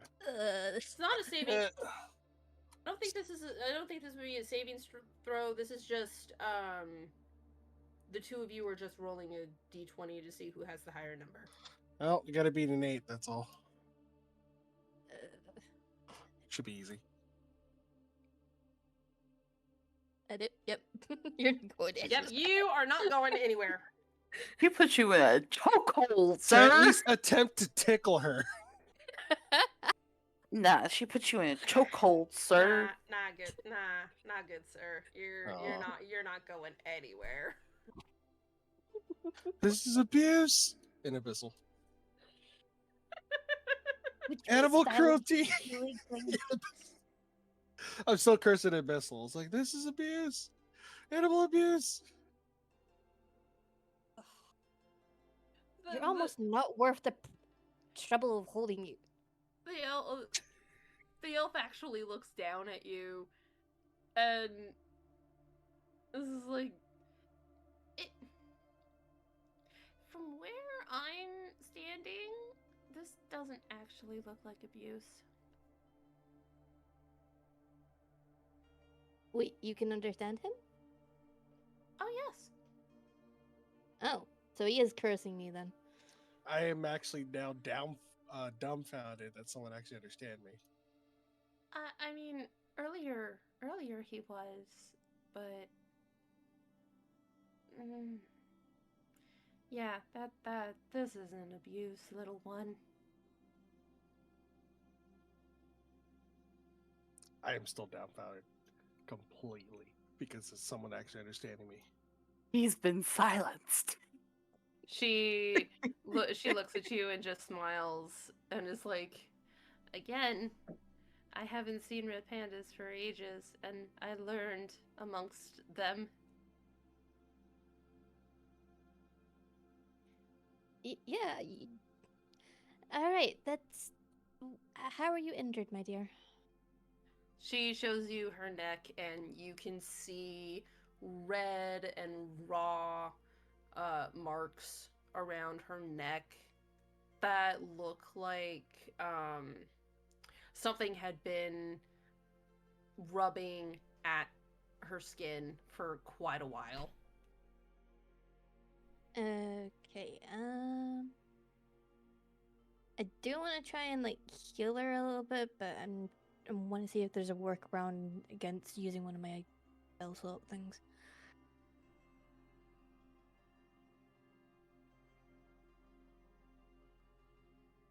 You can try. Because I do have I have a healing word, but then that means I can't use it again until no. Yeah. The heal that I only have 2 spell slots, so I'd only have 1. But it's instantaneous though, and it could be a bonus action.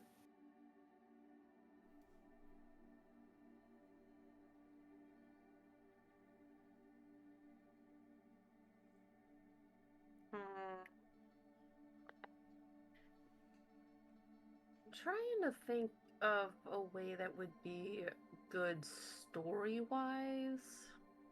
I mean, I could use my frost thing again just to give her like an ice pack over it. Yeah. Yeah, I would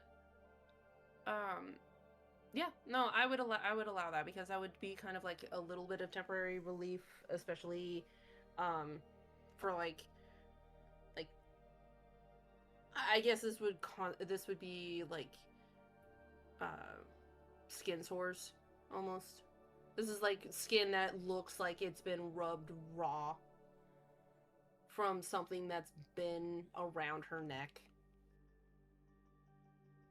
Alright, I probably would need both my hands for this, so I will actually put the now defounded Rapanda down and Oh, as you're moving to like put him down, the elf kind of looks at you and is like, "Oh, I if it's all right with him, I can hold him."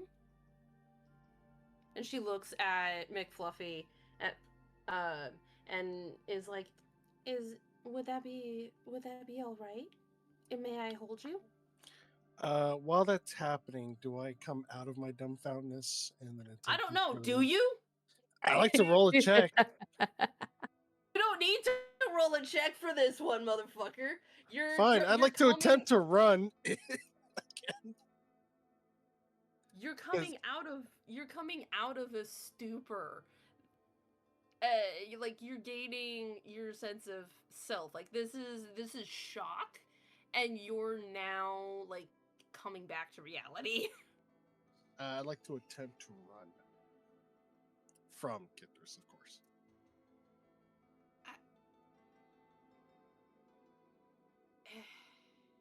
I mean, I don't know if she's gonna try to catch me again, or if someone else is gonna try to catch me. Yes, but the elf has looked at you and said, "And Abyssal, is it all right if I hold you?"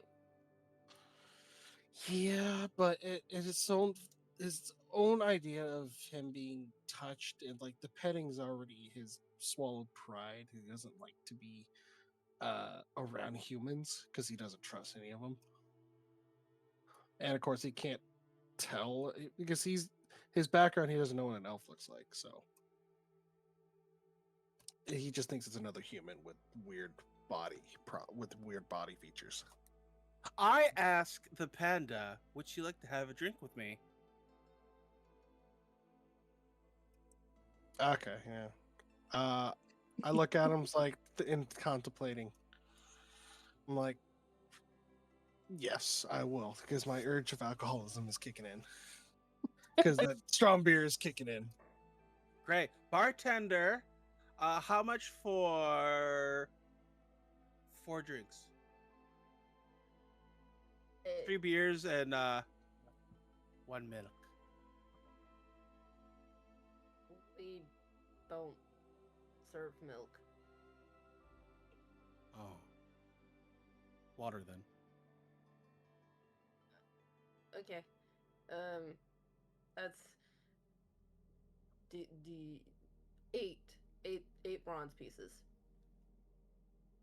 I give him the 1 silver uh, that I took earlier.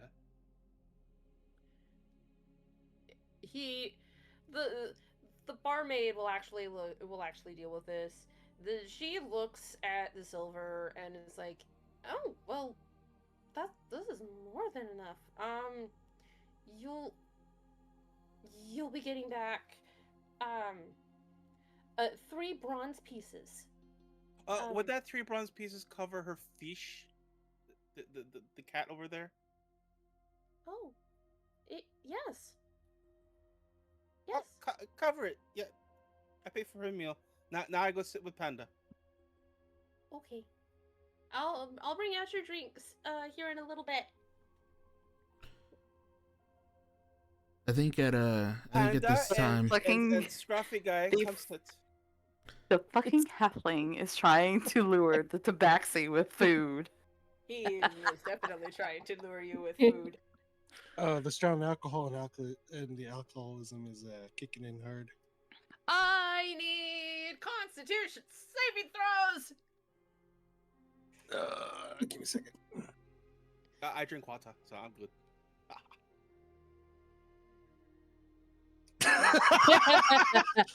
I do better with Constitution. The Constitution, apparently. Yeah, Constitution is So really I guess I'm one of those that is getting the alcohol. So con save, dice, be So gentle. I will sit. So I am sitting. Oh, Nope. they were not Jetto. They were not Jetto. Nope. Lucia, ever you doing seen- another con save? You guys ever seen a drunken leopard? I guess we're seeing one now. I think with Pip saying Scruffy man come sit down, he's just gonna ignore him, and with him having to take that job of escorting this little girl to her home, he kneels by her and says, if I'm gonna help you get home, what is your home? What is it called? What does it look like? Well, all I know is that my home was in a forest. And I think it was named Leafson. There was a mighty river that ran next to it, and we had a great big meadow where fields of wheat grew, and the town was so wonderful. But I don't know if it's there anymore. Have I heard of this place before through my backgrounds of gathering intel? Have I heard this place through my travels or anything? I'm gonna say, in passing, you probably did. In passing, you probably heard of this town as possibly being a location for products, but you didn't really hear much. Gotcha. Okay. Well, what time is it? Like where is the sun? Is it like midday? Is it getting close to dark? So this is going to be afternoon, so I'll probably say that this is maybe around 3 or 4ish. So it's not so it's getting close to sunset, but it's not actually sunset just yet. Gotcha. Lucian looks at the halfling and he says, when were you thinking about leaving with her, taking her home? Well, Depends. You gonna finish your drink, or do you want me to save it? You can save it. I pour the beer in my leather skin pouch. Water skin. Whatever it's called. It's a water skin.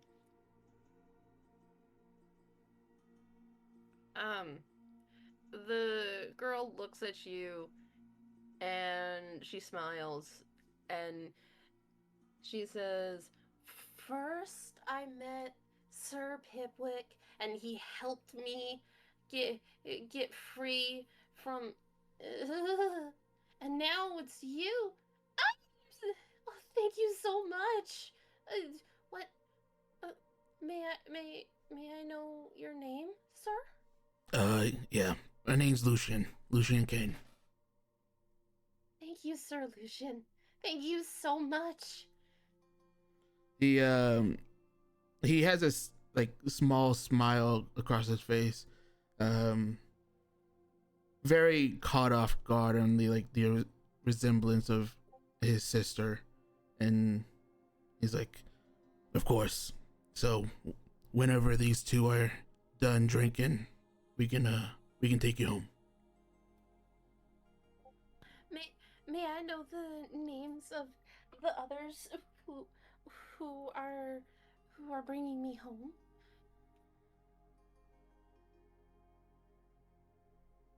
I Well, personally will say at this point, I might have passed out because at the temple we have not had such strong beverages, and I shall be sad to say that I must now take my leave since I gonna- have work in the morning. I'm gonna snicker at Yuki here from passing out from alcohols. Just laughing at her being a lightweight.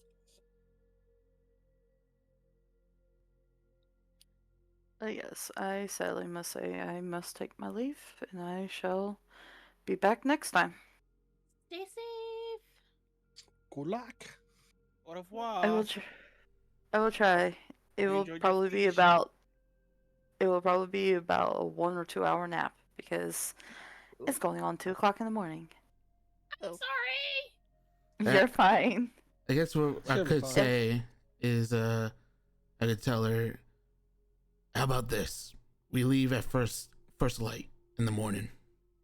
Everybody's rejuvenated. Everybody's ready to go. That sounds wonderful. Thank you again. Of course. The barkeep at this point has a small smile on his face, and he looks at his daughter, and he says, "Hun, get the barn ready. We have some guests staying tonight." Night, guys. And with that, this is where we are going to end our session 0. Ooh. We have our band of merry misfits together, and the first session is an escort mission. Oh God. Your task: get Celine back home.